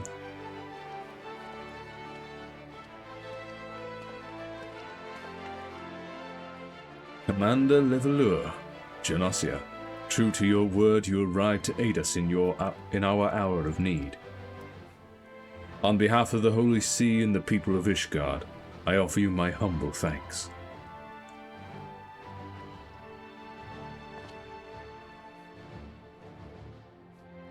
Though I would stay and lavish you with well-deserved praise, I fear I must away to oversee the aftermath of the siege. Not all the dragons are fled, and there are yet wounded to be carried from the field. Pray, let us meet anon that I might express my thanks with the proper courtesy.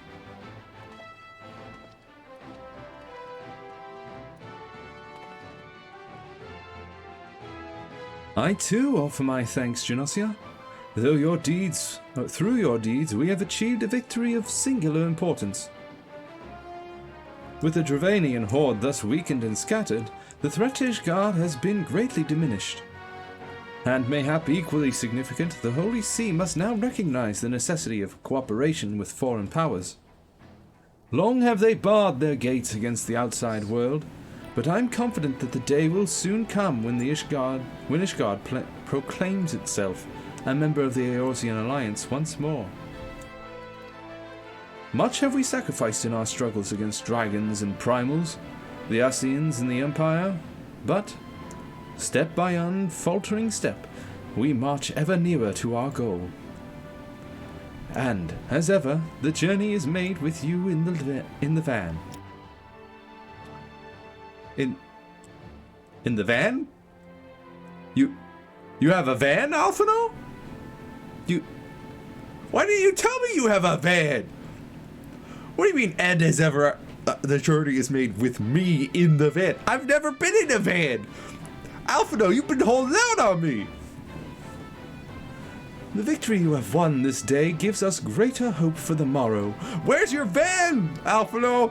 'Tis a hope that shall sustain us in the days to come, and bear us past the many evils that yet seek to hinder our progress. Yes, we have done well, my friend, and I, for one, would take a moment to savor the enormity of our achievement. Where's your van?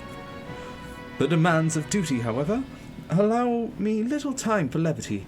I must accompany Captain Ilberd back to Uldar, and reassign those braves whose squad suffered heavy losses. I don't trust Captain Ilberd, Alphino. You, my friend, have earned a rest at the Rising Stones. Pray, return to Revenant's Toll, and share your tale with Minfilia in person. No, you bring yourself back here. Bring your butt back here. And show me your van!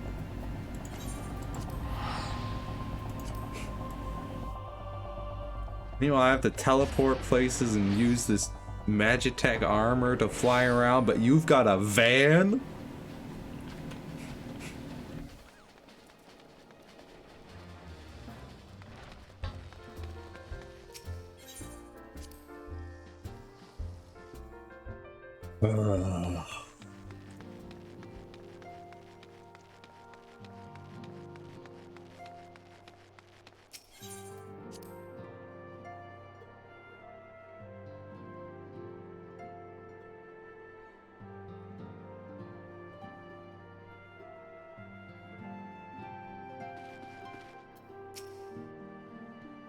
Genosia, welcome back.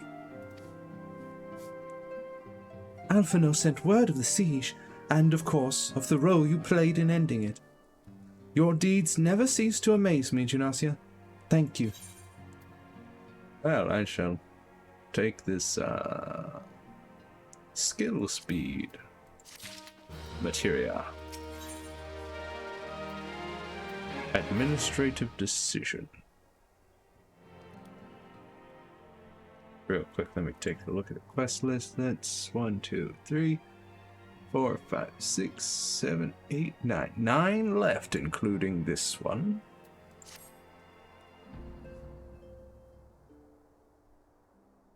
You must be wary, Genosia. And now may very well be your only chance to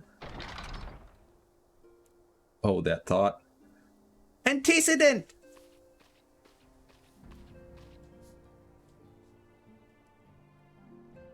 Hi. A messenger from Uldar arrived with a missive for you.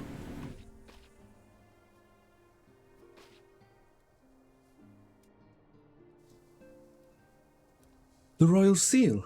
Curious indeed. Ah, an invitation. On behalf of the Council of Eorzea, of the Eorzean Alliance, Her Royal Majesty Nanamo Ul Namo invites the Scions of the Seventh Dawn to attend a feast at the Royal Palace of Uldar, in honor of Ishgard's recent victory. It would seem we ought to be recognized for our part in lifting the siege. You for your valiant efforts as commander of the adventurers contingent, and the Archons for their earnest attempts to rouse the city-states. Truly, I find it strange that the Alliance leaders should think themselves deserving of a place at such a celebration. All three refused to deploy their standing armies, preferring to send hastily assembled companies of sellswords, many of whom perished ere the siege began. Are they truly so brazen as to seek to share in the glory of your triumph? But mayhap they simply seek a pretext to meet with the Ishgardians while the mood is yet jubilant. Such an occasion would present a fine opportunity to press for Ishgard's return to the Eorzean Alliance. We have scarce had time to mourn Moonbrida, and I, for one, am in no mood to carouse, but I suppose we must put away our grief for the good of the realm. Though you were promised rest, I fear I must insist that you also attend. It would be a strange celebration indeed if the victorious hero were not present. Pray, content yourself with the thought that such occasions may bring about momentous change, and this without recourse to bloodshed. Tataru, if you would do me a favor of contacting the rest of the Scions. Of course, Antecedent. And please, let me know if there's anything else I can do.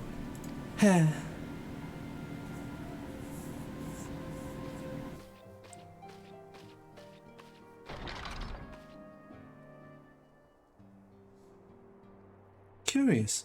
I've never known Tataru to sigh at such requests. Could aught be amiss?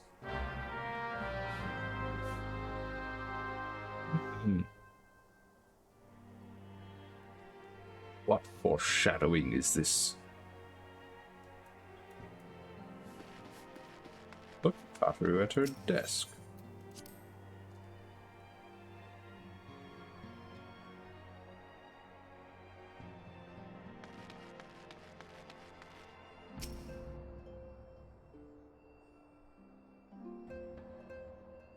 Wait, why would I look for her at her desk if she was just sent out to go talk to people? Like, wait, what? Tataru is conspicuous by her absence. Is she? She was just told to go places. Talk to people. Why would she be at her desk? Tataru, I believe she just stepped outside. Now that I think on it, she did seem rather preoccupied. What's going on with the little Lalafell girls?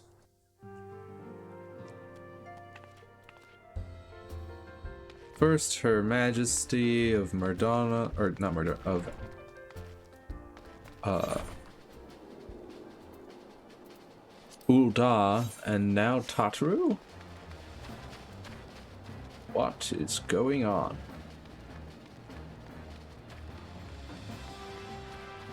Tataru! Tataru! Hey! Oh, Ginasia, it's you. I didn't mean to worry anyone. It's nothing, really.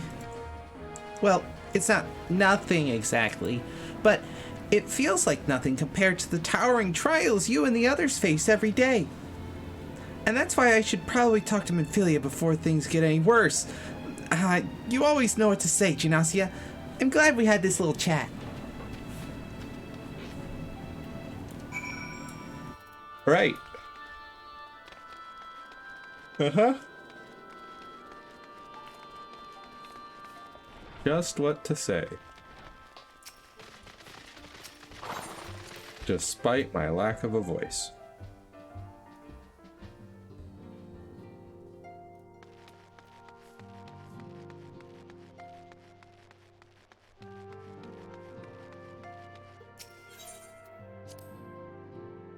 Solar, of course.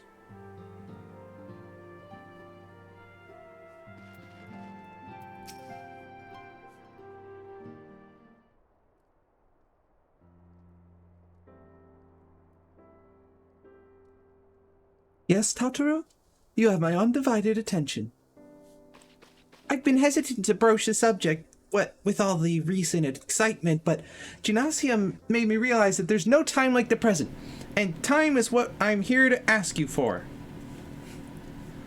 I'm not sure I understand. If you wish to be excused from your duties for a time, then you have certainly earned the rest, but I suspect that lying abed is far from your intent. You know me too well, Antecedent. There is, in fact, something I've been wanting to try my hand at. Along with the adventurers and the Crystal Braves, the Scions are constantly being thrown into dangerous battles and deadly predicaments. Even Hari Boulder and Coltene have been promoted from guard duty to fill our need for competent warriors. And so it seems only right that I, too, should acquire the power to defend myself and others. More importantly, when I return, I shall be both your receptionist and your bodyguard.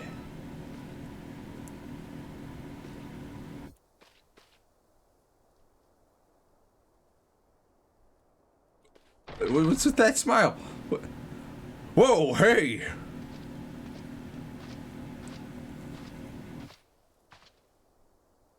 Well, that's the first time I've almost been knocked to the ground by a Lalafell. I've never seen Miss Todru so determined. Has aught befell with which I might help, Antecedent? Not at present, thank you. Was there something you would ask of me? Oh, yes. Pray excuse my distraction.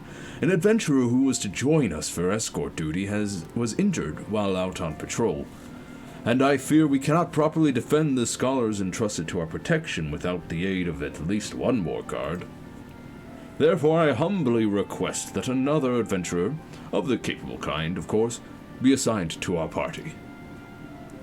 Very well. I shall consider the potential candidates and provide you with a replacement as soon as I am able.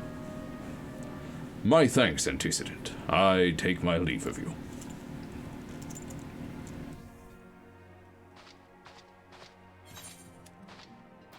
I was almost certain she was about to volunteer me for the job, and I was going to be like, but there's a party we need to go to. Well, 8 more questions. What? Wait. What?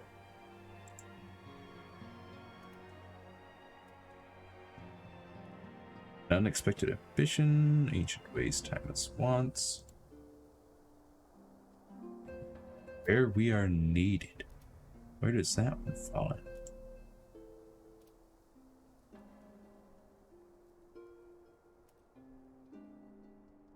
There's supposed to be an unexpected ambition, then ancient ways, timeless wants with Todru, and then where we are needed. Oh. Is that a loss for words? The power to defend oneself? Totru has ever been full of surprises. Now that I think on it, I do recall Urianger mentioning that she had developed an interest in Arcanima. Mayhaps she hopes to gain admittance to the Arcanist Guild in Limsa Laminza? Yes, that would be the way of it. Would you be so kind as to journey to the guild and see that all is well? It is doubtless unwarranted, but surely I am not alone in my concern for her safety. Indeed. Also, I wonder, do you perchance recall the commitment I made to furnish Hari Boulder with a capable adventurer? Well, I am sorry to say that I have as yet been unable to do so. Now, I realize that you are rather more than a capable adventurer, and that escort duty is frankly beneath a woman of your talents, but I have no one else to turn to at present. Might you be willing to forego rest and assist us in this matter? What about the party? Generous to a fault. I thank you, Genosia. Now it seems only fair that I explain the import of the task in question. For some time our order has employed a handful of scholars to travel around Eorzea, taking etheric readings that we might better understand the impact of primal summonings. Naturally, it behooves us to ensure our employees' safety, and so we ask the adventurers in our service to serve as escorts. Ori Boulder and Coltene were to act as 2 such escorts, as was a 3rd adventurer. Alas, due to injury, said adventurer is not presently fit for duty, hence my need to impose upon your goodwill. You truly are a pillar of strength, Junosia. Boulder will share with you the details of your task. He should be waiting for you outside. Be safe.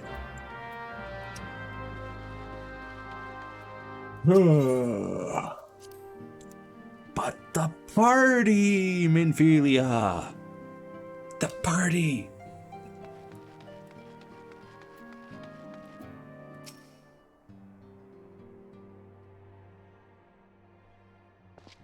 Janasia, is it true that you agreed to lend us a hand? Huzzah! What did I tell you, Coltone? Our misfortune has become a blessing, an opportunity to serve alongside the Warrior of Light herself. Need I remind you that we have 3 scholars to escort, each of whom will take a different route? True, but our mission is the same.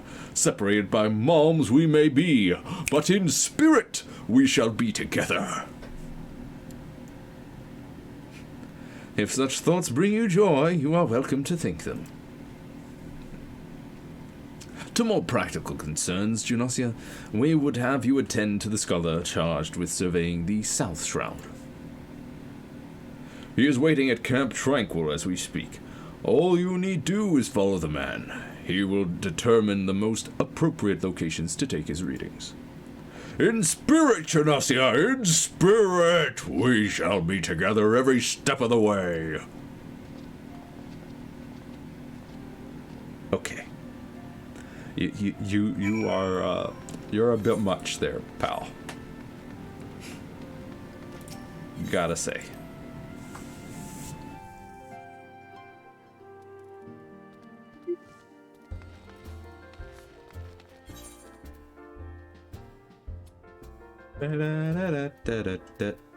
You want me to go to the Black Shroud and Tatru's in Lenosia. I'm gonna go to Lenosia first. I can just return teleport there. To the Arcanist's Guild. Or, oh, that's out of the blade. Whoops. Yes, Arcanist's Guild. Too far away. There we go.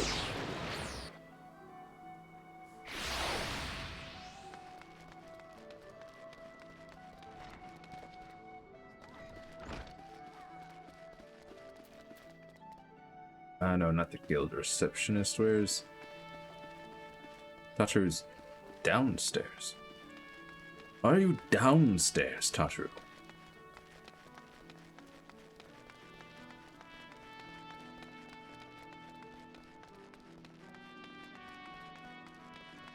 Tataru?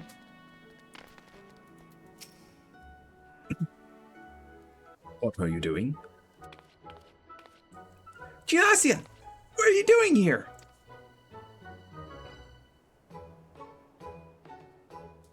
I didn't mean for her to worry. That's the last thing I wanted.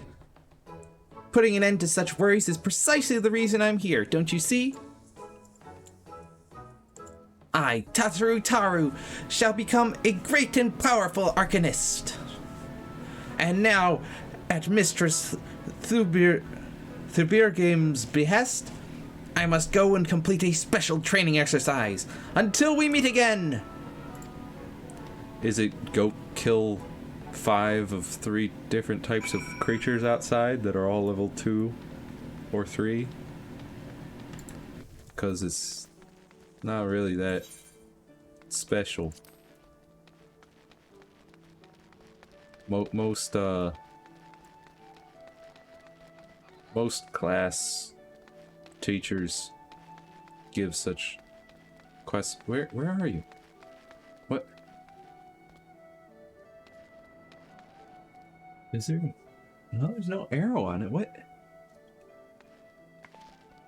What? Are you back upstairs? Because your quest marker doesn't have an up arrow on it. Taudra's had a down arrow on it because she was downstairs. Yours is just there. Man.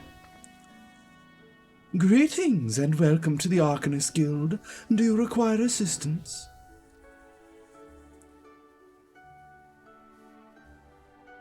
So you are acquainted with our newest member? I am sorry to be the bearer of bad news, but I fear young Tartaru may not be ideally suited to the study of Arcanima. Nevertheless, she would not be denied, and goes now to undertake her first trial, a simulated inspection of 3 crates. A simple task, some might say, but one all Arcanists are expected to complete. A thought occurs to me. Why not supervise Tartaru's training? You are clearly an accomplished adventurer, and given your relationship with the girl, you seem an ideal person to have on hand. Her trial will be conducted at the cliffs south of the Zephyr Gate. You need only observe at a distance. Zephyr Gate. I will go there at once.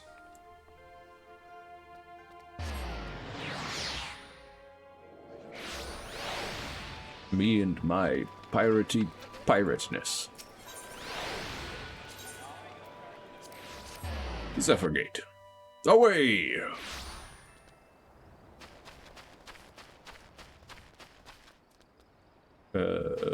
Wah! Tataru.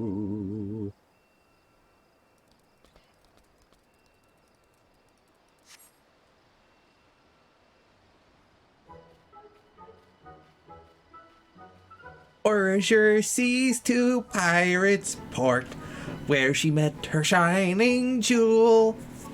For to bring the smugglers' plans to naught, came the lass whom none could fool. Beat 'em with the backdraft, cut 'em with the gust, deck 'em with the downburst. Go, Carbuncle, go! Oh, are those crates I spy? Ah, and this must be the Troon test. But we're ready for them, aren't we, Carbuncle?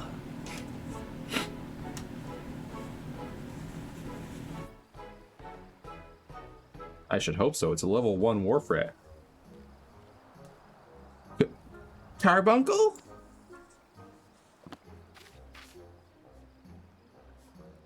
Really, Carbuncle? Really? Really? Where do you think you're going? Abandoning my girl Tataru like that. That's more than just a level 1 Warfrat now. Ah, come back!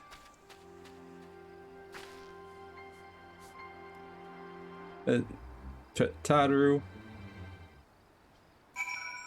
Tataru.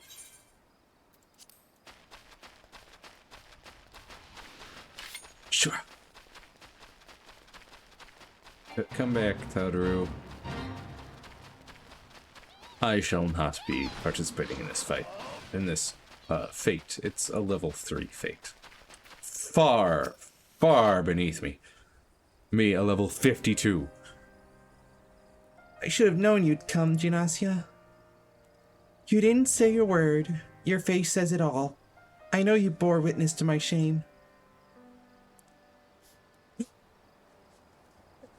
Betrayed by my own carbuncle and left at the mercy of wild beasts. I must accept the truth. Never be a warrior like you or the others. I will inform Mistress through beer game of my intention to withdraw from the guild. Arcanima, like so much else, is beyond me.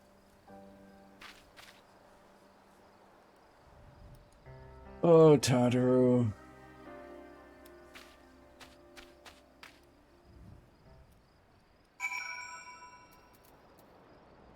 Such a gentle soul. Hey, Thubirkim. Thubirkim.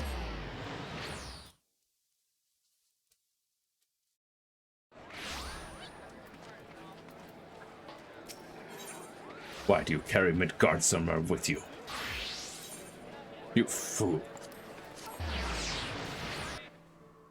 He is the one who sealed away our connection to idling.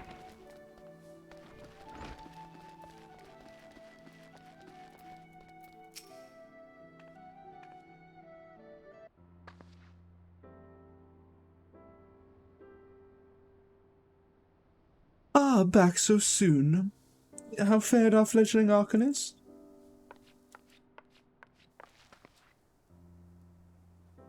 Abysmally, Mistress Thubirkim.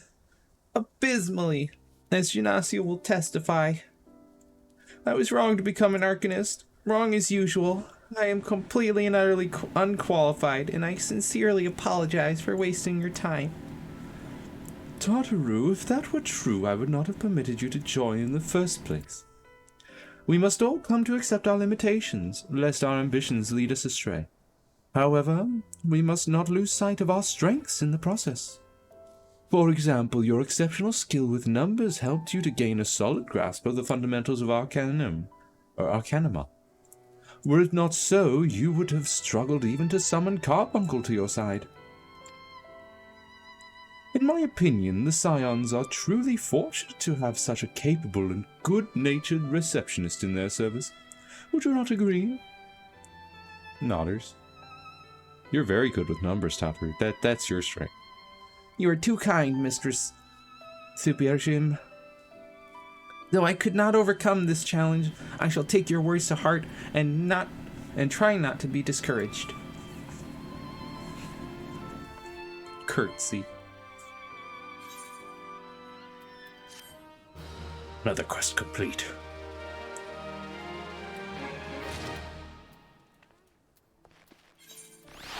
The Camp Tranquil. For the next quest.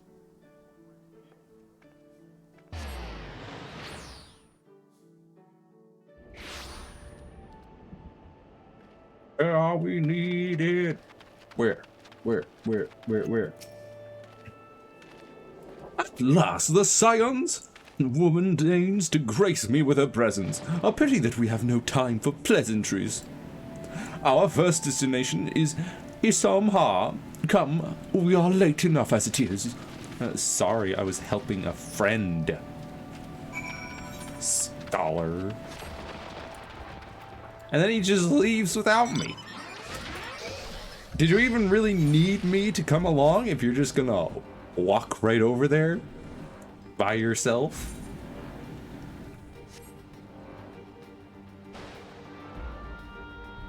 I mean, really?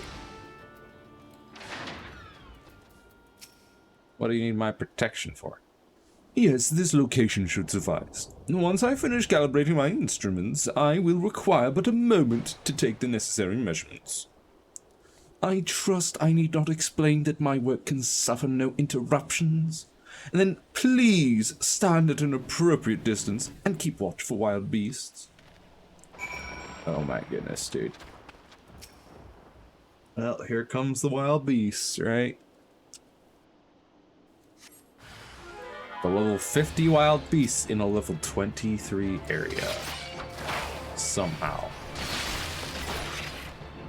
But they are simple fly traps. What was that? I was nowhere near your Bailey cone.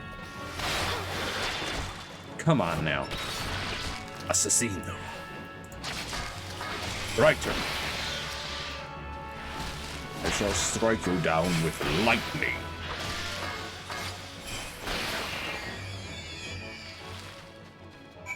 Looks like lightning does strike the same place twice. I see we have both completed our respective tasks. A satisfactory outcome, though if I could make one suggestion. You might try to dispatch your foes more quietly in the future. I do not like to pick fault, but I really must be allowed to concentrate. Now then, snake melt awaits, shall we? Boy. Boy.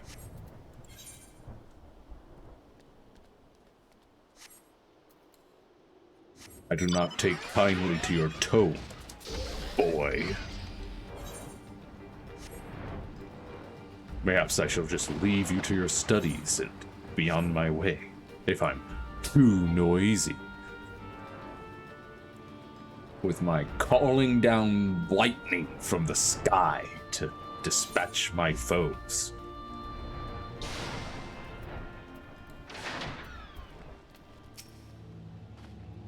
Oh, right about here, yes. As before, I would ask that you keep an eye out for dangerous beasts as I work. Yes, I'll try to keep my lightning quieter this time. Oh, look. A couple bats and a treant. Whoa, whoa, whoa, whoa, whoa.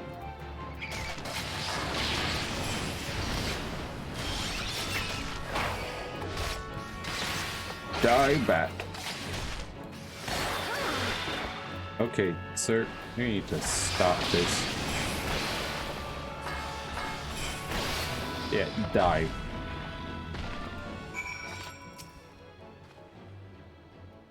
Fascinating. These readings are not at all what I expected.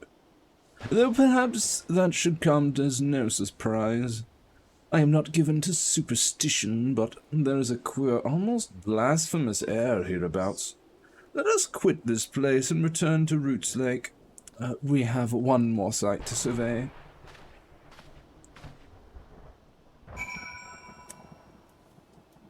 Oh. You pretentious little...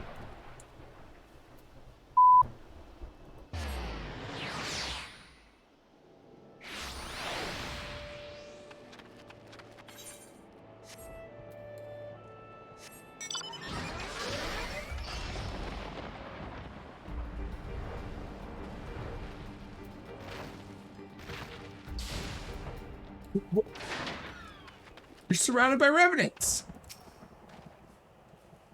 As before, my Gami, pray leave me to my task and ensure our safety. You're surrounded by revenants. How are they not attacking you?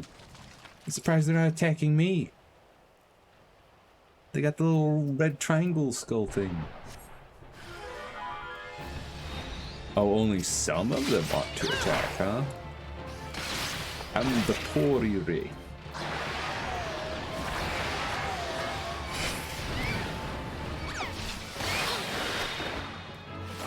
Assassino.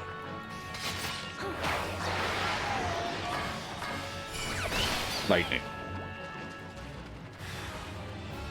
More! You dare attack me? Oh, you dare.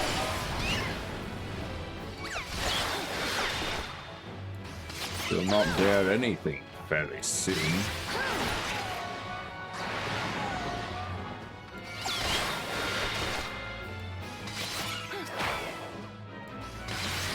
Okay, seriously. Get out. You good? This data should provide invaluable to... Ye gods! What is that stench? Did you slaughter a creep of Admontoises while my back was turned? Quickly now, to Camp Tranquil. I will not have my clothing reeking of blood and offal. Oh my goodness. You whiny little baby. I don't want my cloak to smell like blood.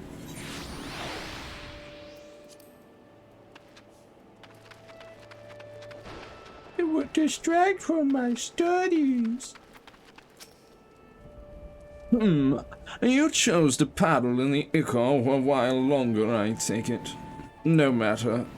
I took advantage of my unexpected privacy and performed a cursory analysis of my data. It would appear that there has been a measurable decrease in Eorzea's ambient ether concentrations since the calamity. However, this data is far from conclusive. We must take additional measurements to confirm my assessment.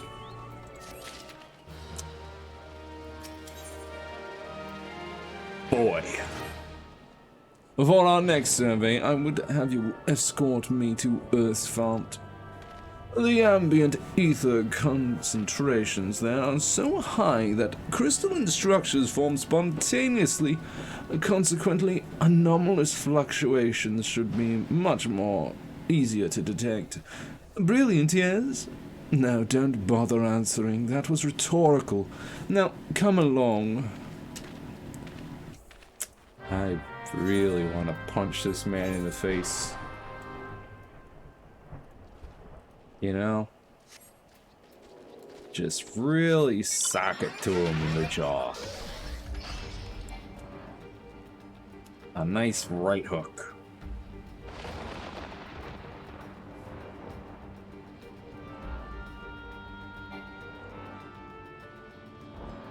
Bada bada bow, bada bada.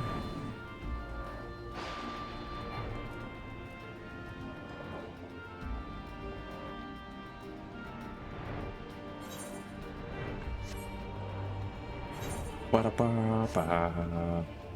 Bada bada ba. Bada bada.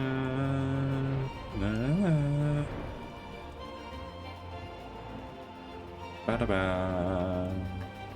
Bada ba.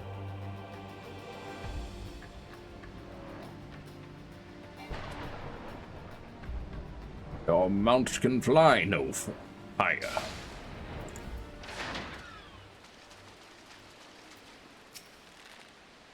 You should be more than familiar with the procedure by now. Pray, find a suitable position from which to keep watch while I take measurements.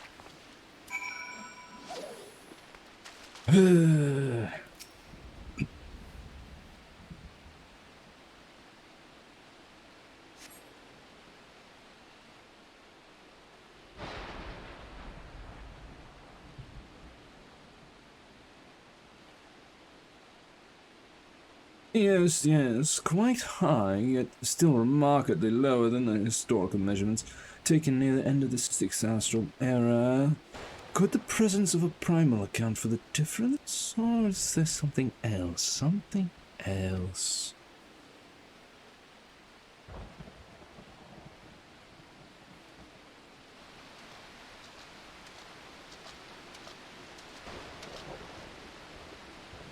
Something else. Scion, come here! I need you!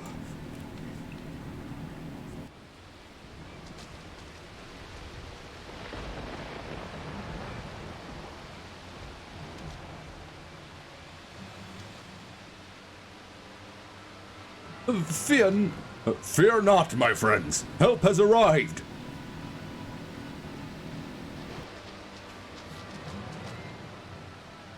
There you are, Genosio. Ori and I were worried when you and your charge failed to return to at the appointed hour.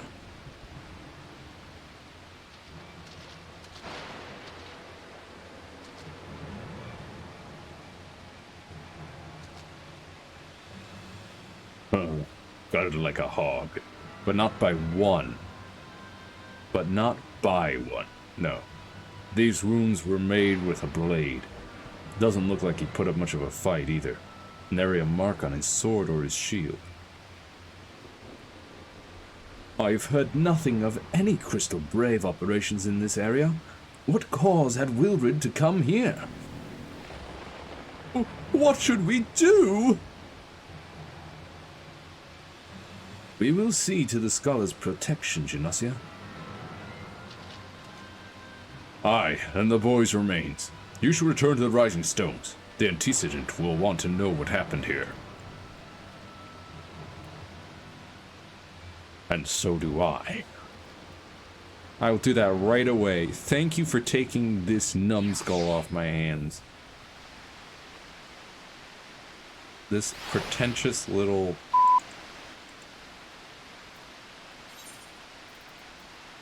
To the Rising Stones.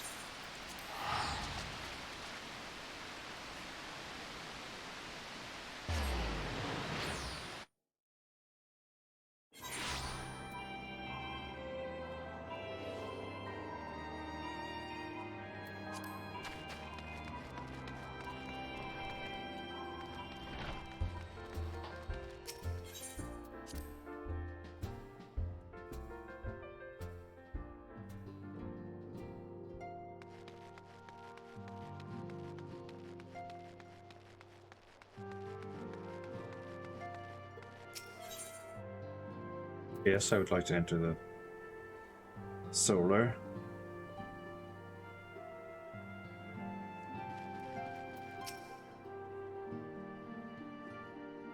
Eunacia, you are returned, and you seem troubled. Did the role of escort chafe so? I mean, it did, but... Wilred? Dead? Mayhap murdered? By the 12! How can that be? I will send word to Alphino at once. He will want to conduct a full investigation, and send word to Wilred's family. 'Cause he was just a boy. Who would do this and why? I don't know. Increase spirit bond gain or reduce durability lost. I'll just take the silver.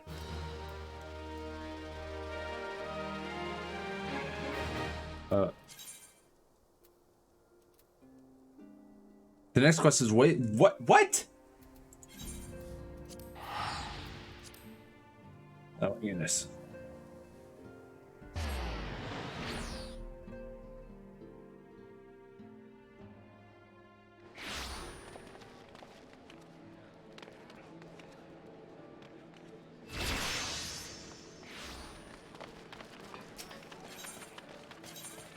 Alright, yep, that's neat. You deal with the murder investigation. I've got to go all the way back to the Arcanist Guild.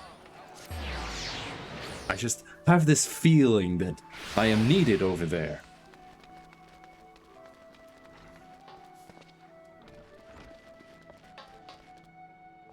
But also, ancient ways, timeless wants. I'm really curious how far along we are. Alright, there's this 1, 2, 3, 4, 5, 6, 7. 7 including this one.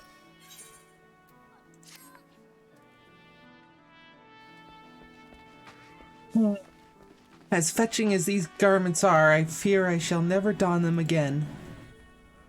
But I can't go back to the Rising Stones without something to show for my time away. Wait, I know what I can do! That is, if you don't mind accompanying me for a little longer. Wonderful! Then to Costa del Sol we will go. It's a bit of a gamble, but I'm confident it will pay off. Well, okay, Costa del Sol, we go.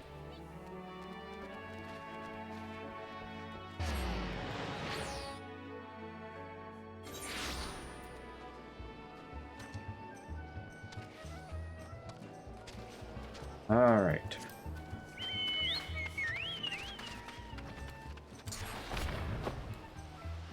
Hello, Tataru. What do you... Yes, this is it. This is where the man at the Drowning Wench told me to look. There's a certain variety of clam which can be harvested this time of year in Bloodshore. One which produces the most marvelous pearls. However, these clams are also coveted by certain wild creatures, and since I fared rather poorly in battle last time, let us be off. Oh, Tataru.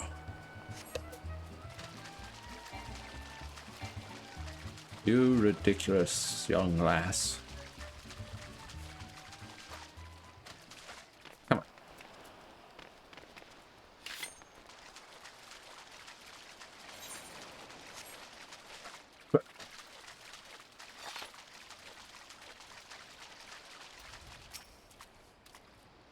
What fortune! I've already found one. Would you be so kind as to keep watch while I work? This should only take a moment. Keep watch from over here. Standing watch. Standing watch. You sense a hostile presence. A Morgwar. Or Morgawar. Sure. I don't think so. Assassino. Traitor. Puta.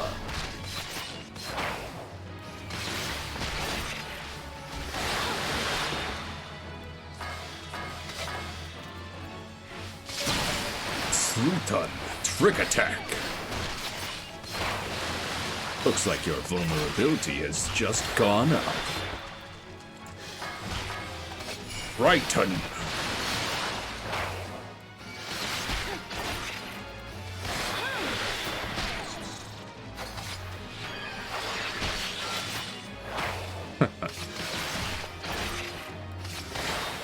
You can't hope to defeat me. Foolish sea serpent.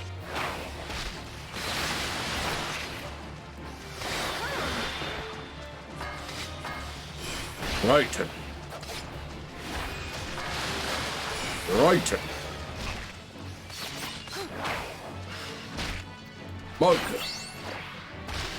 Assassino.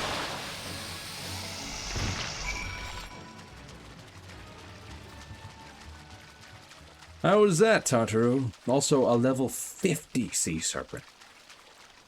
Here in Costa del Sol.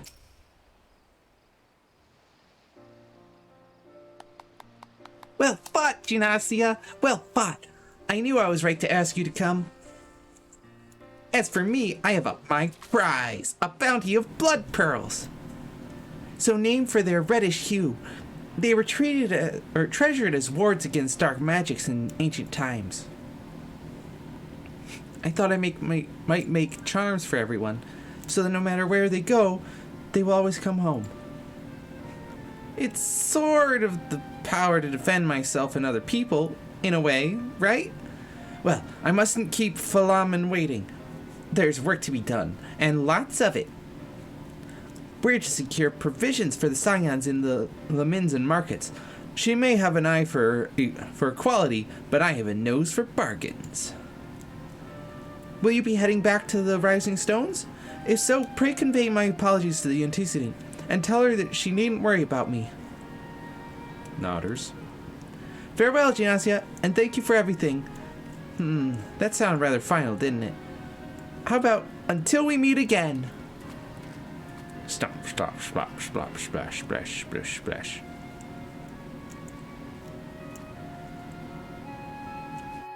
Wave. You already said goodbye. See ya, Tataru. What? What are you doing? What's with that smirk? Tataru? Tataru? What's with that smirk, Tataru? What are you up to? Tataru? Tataru?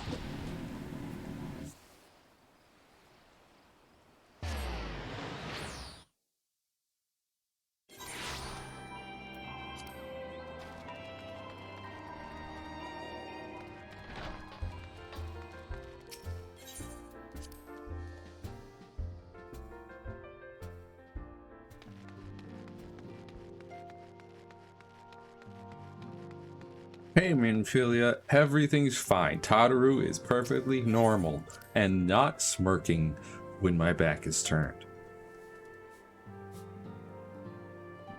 She is doing well. Welcome home, Gymnasia. I gather you found Tataru in Minsan.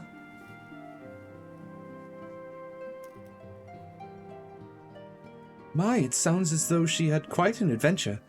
And while it did not end as she had hoped, I suspect that it will prove to be a valuable experience. I dare say she could have managed without our intervention.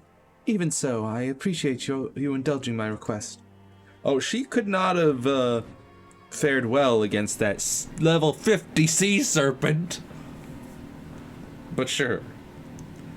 I'm sorry, Janasia. No doubt you have other matters to attend to, and we have already imposed upon you so much. Pray, take some time for yourself. I dare say you have more than earned a respite. After all, we will be most busy with preparations as the banquet draws near. Should other adventurers summon you elsewhere, perhaps now is the time to heed their call? In order to progress in the main scenario, you must first complete certain quests in the Crystal Tower series. What? What? No. Hey now! Listen here, you! No! No! I'm so close! Why must you do this to me?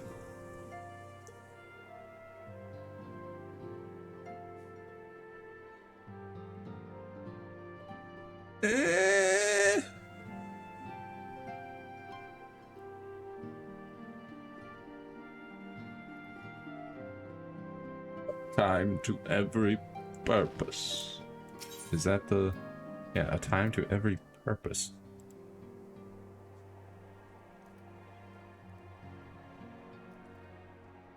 That's one of the last 4. But there's also the least among us. Or did I already do that? From Unsettled Scholar? Yeah, I must have already done that. Okay, so yeah. There's 4 main story quests left. Only 4. But I have to go and do this tower thing some more. Gosh dang it.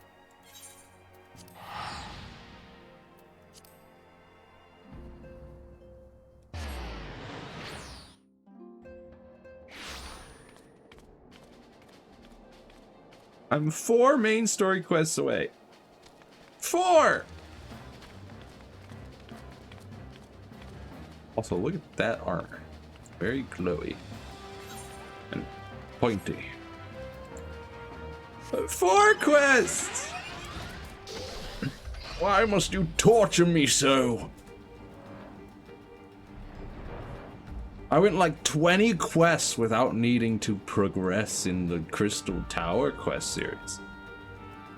And then all of a sudden, oh, you need to go do that Crystal Tower thing. It hasn't actually pertained to anything to do with this main story quest so far, but you have to go do it. Because we said so.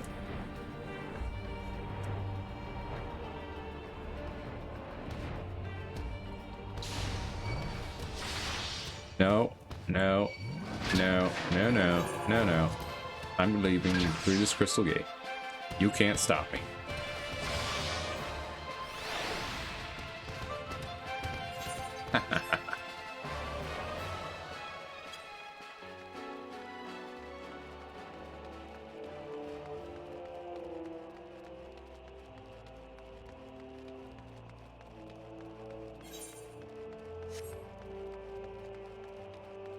Hello, Biggs and Wedge.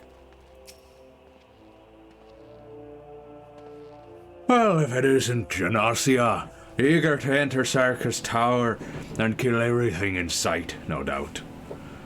As I'm sure you've already heard, though, the place is locked up tight as a clam. New friends from the students, you say? Excellent. It's been slow going, or rather, no going, for the chief. He'll appreciate the help. If you'll just follow me, I'll take you to him.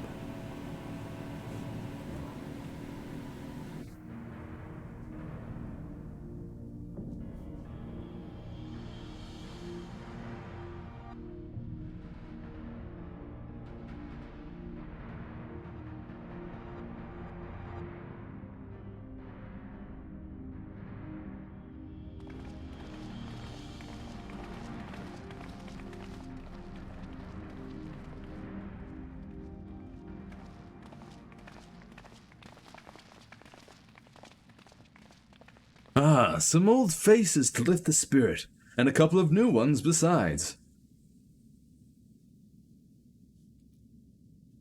Allow me to introduce Une and Doga. They're scholars of ancient Alec, sent here by our friends of Baldesian to aid in the investigation. We understand you're having trouble circumventing the tower's defenses. 'Tis our hope that we can be of some small assistance. If your attire is aught to go by, your assistance should prove invaluable indeed.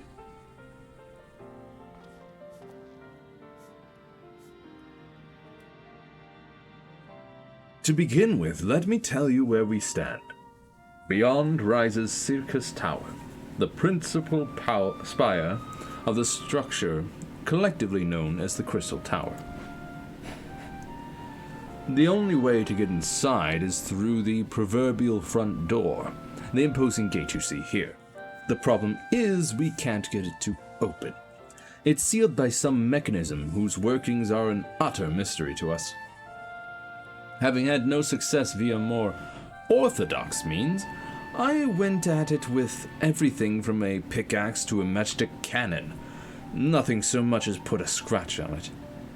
For a blessing, the gate doesn't try to reduce us to ashes like the 8 sentinels, but that doesn't make it any less effective a security measure. It's fiendishly frustrating in its simplicity. The only clue we have is the elaborate device carved upon it. A man and a woman, respectant, Allegan royalty by my judgment. Precisely who these individuals were, we cannot say. Nor do we know whether the device actually serves a purpose. Like as not, it is purely decorative.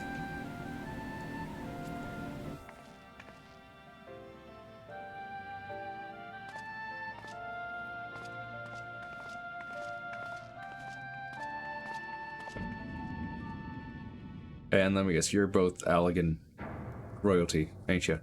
Or descendants of Allegan royalty. If you're thinking to force it, save your strength. It's no use. Just ask the calluses on my hands. No, do you not see the resentment? Rest assured, we do not mean to waste our strength. Indeed. Why should we exert ourselves when the gate will open of its own accord?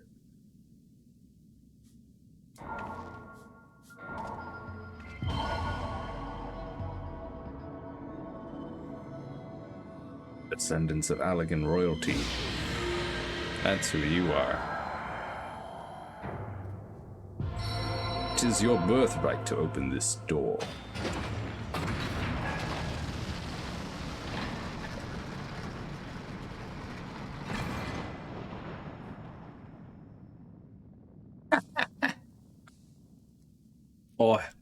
I don't think any of us expected that to happen. I did.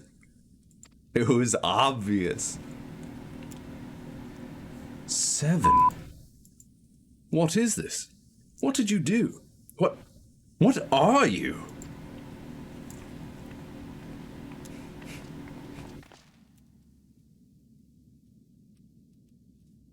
Piercing the heavens and gathering the light, a symbol of mankind's glory and might. Its virtue guarded by gates impregnable, only to those of royal blood answerable, exactly as passed down through legend, I am delighted to see. And who are you?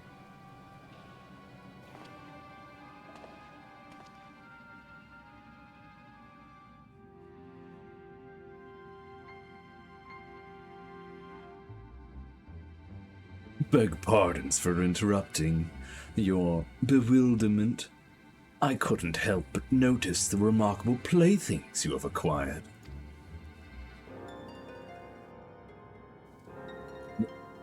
Nero? You're still alive? Garland. If I didn't know better, I would say you weren't happy to see me. Nah, but I jest. In light of our recent meetings, you have every right to be wary. But rest assured, I am no longer a threat to you. My legion is, for all intents and purposes, defunct, and my association with it means a tight noose awaits me back in Garlemald. And so I've been roaming this land Eorzea, a regular itinerant. Or irritant, or whatever. In the course of my wanderings, I chanced to catch wind of your latest venture. It sounded positively fascinating, and so I decided to come here and join you. After the wrongs you've committed, you think us that gullible?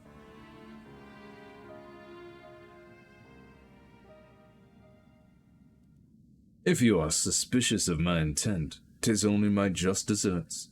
But I'm determined to make amends. As a gesture of goodwill, I will share with you what I know, starting with these two odd characters. As you are doubtless already aware, the Crystal Tower was the symbol of ancient Alleg's might and prosperity.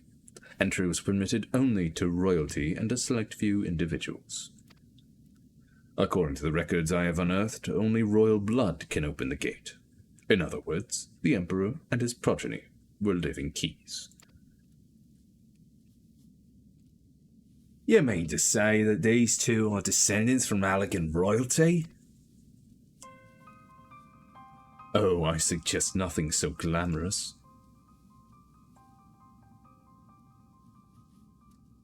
To put it plain, they are imitations of royalty, living keys born of Allegan ingenuity. Clones, I believe, is the name your creators gave your kind. Is that not so?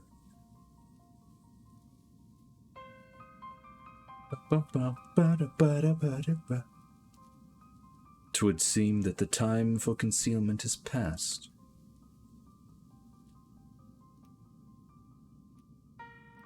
Pray accept our apologies. 'Twas not our intent to deceive.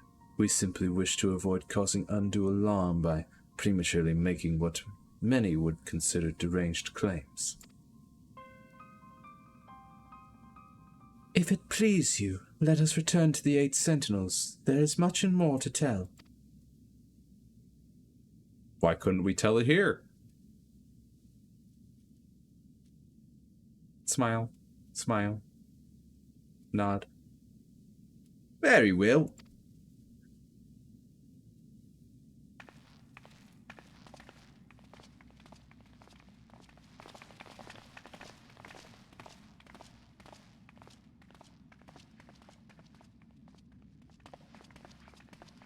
Seven.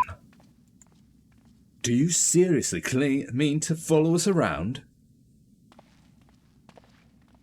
Oh. Come, Garland.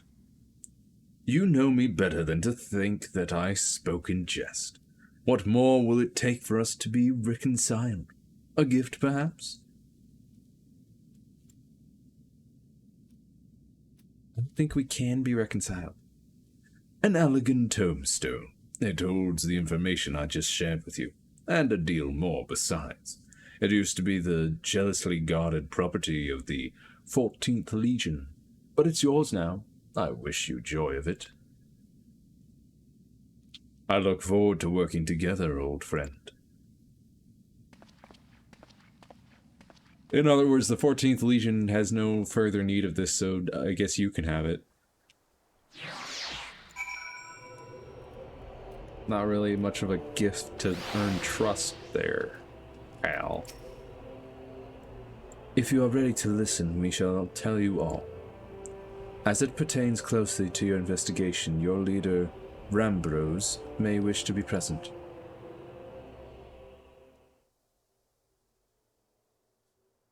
Very well.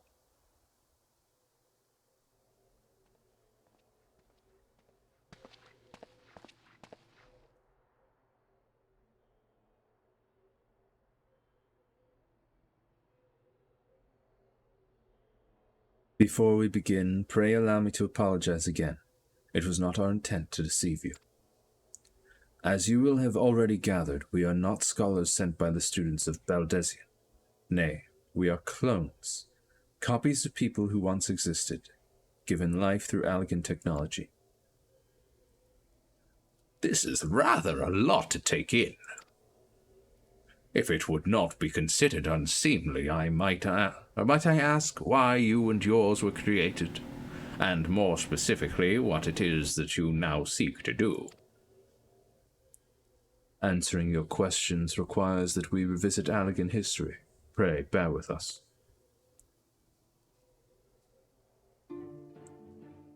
The Allegan Empire reached its zenith long before our kind came into being. In that glorious age, the Crystal Tower stood tall as the symbol of Allegan pride. Parents took their children there, that they might learn how the nigh limitless energy is produced, brought prosperity to the whole empire.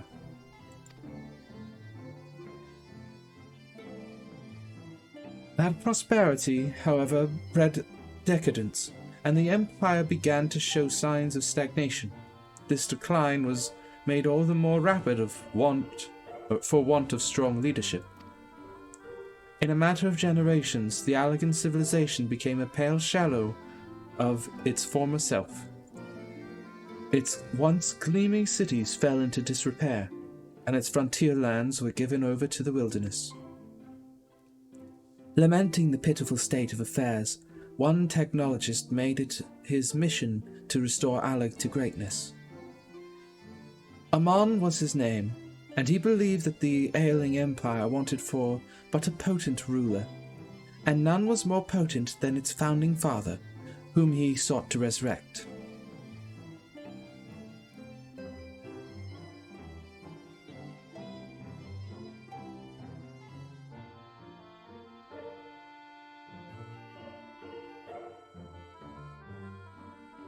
The founding father? You cannot mean Emperor Xander. None other. As part of his experiments, Amon created clones of the Emperor's descendants. We are the products of that experiment, copies of Une and Doga. Historical texts mention the reigns of two Allegan emperors named Xander. It was commonly believed that the second was the namesake of the first. After all, such a custom is not uncommon among royalty and commoners alike. To think that the two were in fact one and the same. Aye, Xander returned from the grave and assumed his throne once more, and true to Amon's prediction, the Emperor restored his realm to the glory it once knew. Would that he could have been satisfied with that. In his previous life, the Emperor desired to bring the entire world under Allegan dominion, an ambition that ultimately went unfulfilled. Having been granted a second chance, he was determined to succeed. Realizing that he needed more power to wage his war of conquest, Xander turned his sights toward a forbidden source, darkness. In order to learn how to harness this power, he converted the Crystal Tower into a restricted research facility. Darkness, again? 7. What is it with megalomaniacal rulers turning to darkness in their lust for power? Well, at least this one won't be bothering us, being thousands of years dead and all. Would that you were right, Master Garland.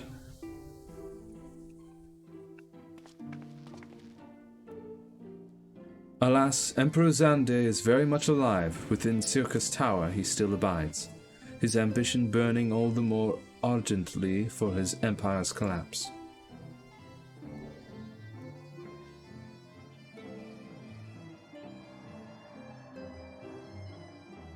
Wielding the power of darkness requires prodigious amounts of energy that not even the Crystal Tower could produce. In order to augment the shortfall, Dalamud was created and launched into the heavens. On high it hung, gathering the sun's energy and channeling it to the tower below. However, a miscalculation resulted in a surge of energy that escaped into the land, This triggered an earthquake of unprecedented violence, the calamity that ushered in the Fourth Umbral Era. In the blinking of an eye, the mighty Allegan Empire was laid to waste.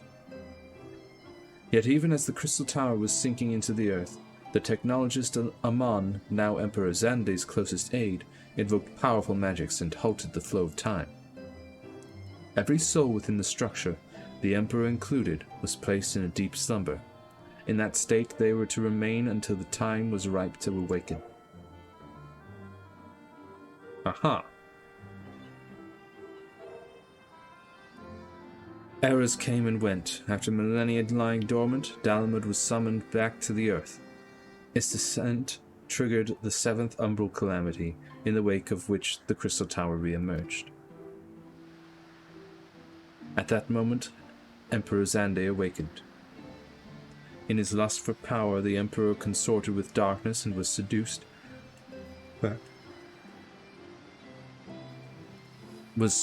by its corrupting influence. Even though his empire is now little more than a fading memory, he will stop at nothing to see his ambition realized.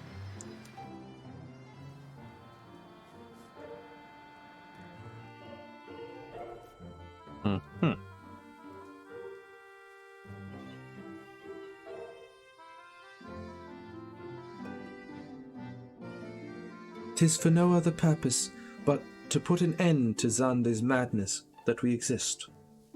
This is the mantle we have inherited from our namesakes, the true Une and Doga.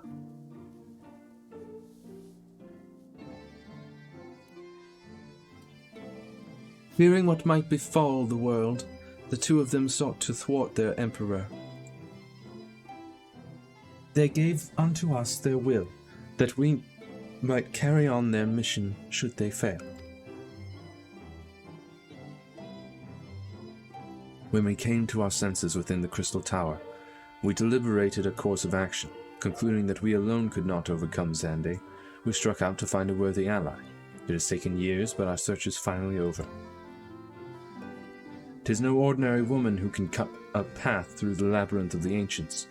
With you as our champion, Genasi-san, we are confident that we can end Xande's dark ambition once and for all.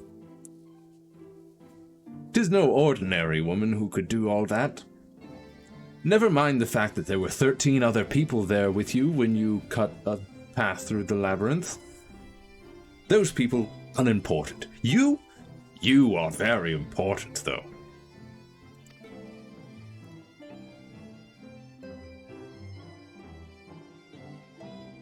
Well, that'll teach me for speaking too soon.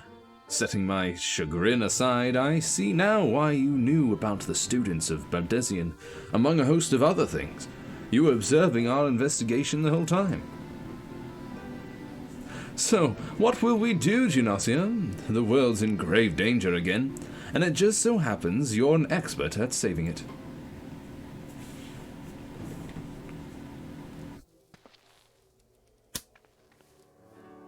Time to fight. You have our eternal gratitude. Together, let us see the Allegan Empire's dark past laid to rest.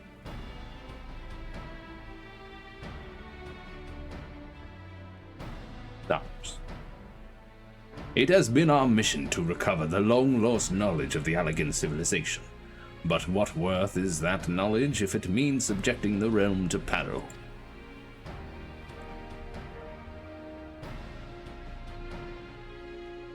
Truth be told, it pains me to think that the tower's secrets may become lost to us. But the greater good must ever come first. Besides, no quantity of ancient relics can compare to our friends Une and Doga, living, breathing Allegans. And so I hereby declare a change in Noah's objective. Henceforth, we shall direct all efforts towards sealing off Circus Tower. Its dark secrets must never know the light of day. Genasi, as you did for us within the labyrinth of the ancients, I would have you enter the structure and eliminate hostile elements. Suffice it to say, this includes Emperor Xande himself.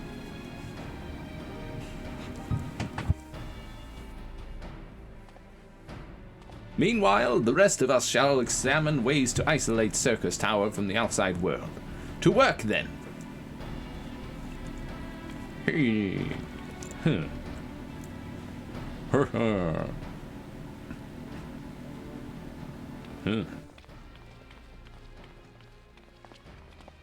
You. Stop. Where do you think you're going? Yeah, that's right. Frog. Wait. There is something I must know. My right eye is like yours. Does this mean?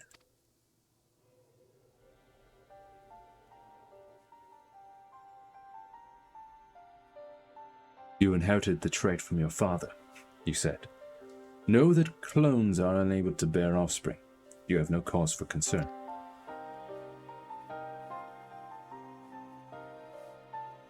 The elegant eye, you called it. But to us, it is the royal eye, owing to the fact that the trait manifests only in those possessed of royal blood. Ba-ba-ba. I cannot well explain why the eye runs in your line, but I am disinclined to think it is a coincidence.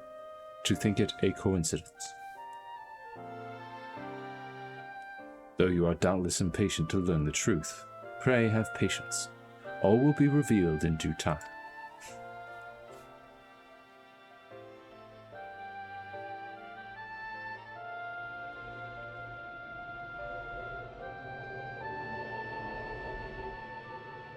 In due time. Well, speak with Garahatia. That will have to wait for next time on Final Fantasy XIV. For it is time to end the stream, and I was so close to the end of A Realm Reborn. And then they just have to go and... Oh, and there's a few more quests you gotta do before you can do these ones. You gotta go back to the Crystal Tower. You have to. Because we said so. Is it going to have anything to do with the main story quest?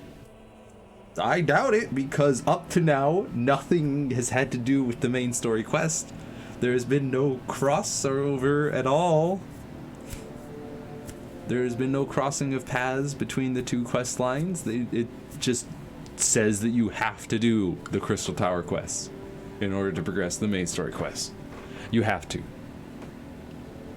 For seemingly no reason at all other than the lore. I just want to get to Heaven's Sword. Man. But they won't let me. Sucks. But more of the Pathless on Monday, and more Final Fantasy XIV, A Realm Reborn, next week on Wednesday.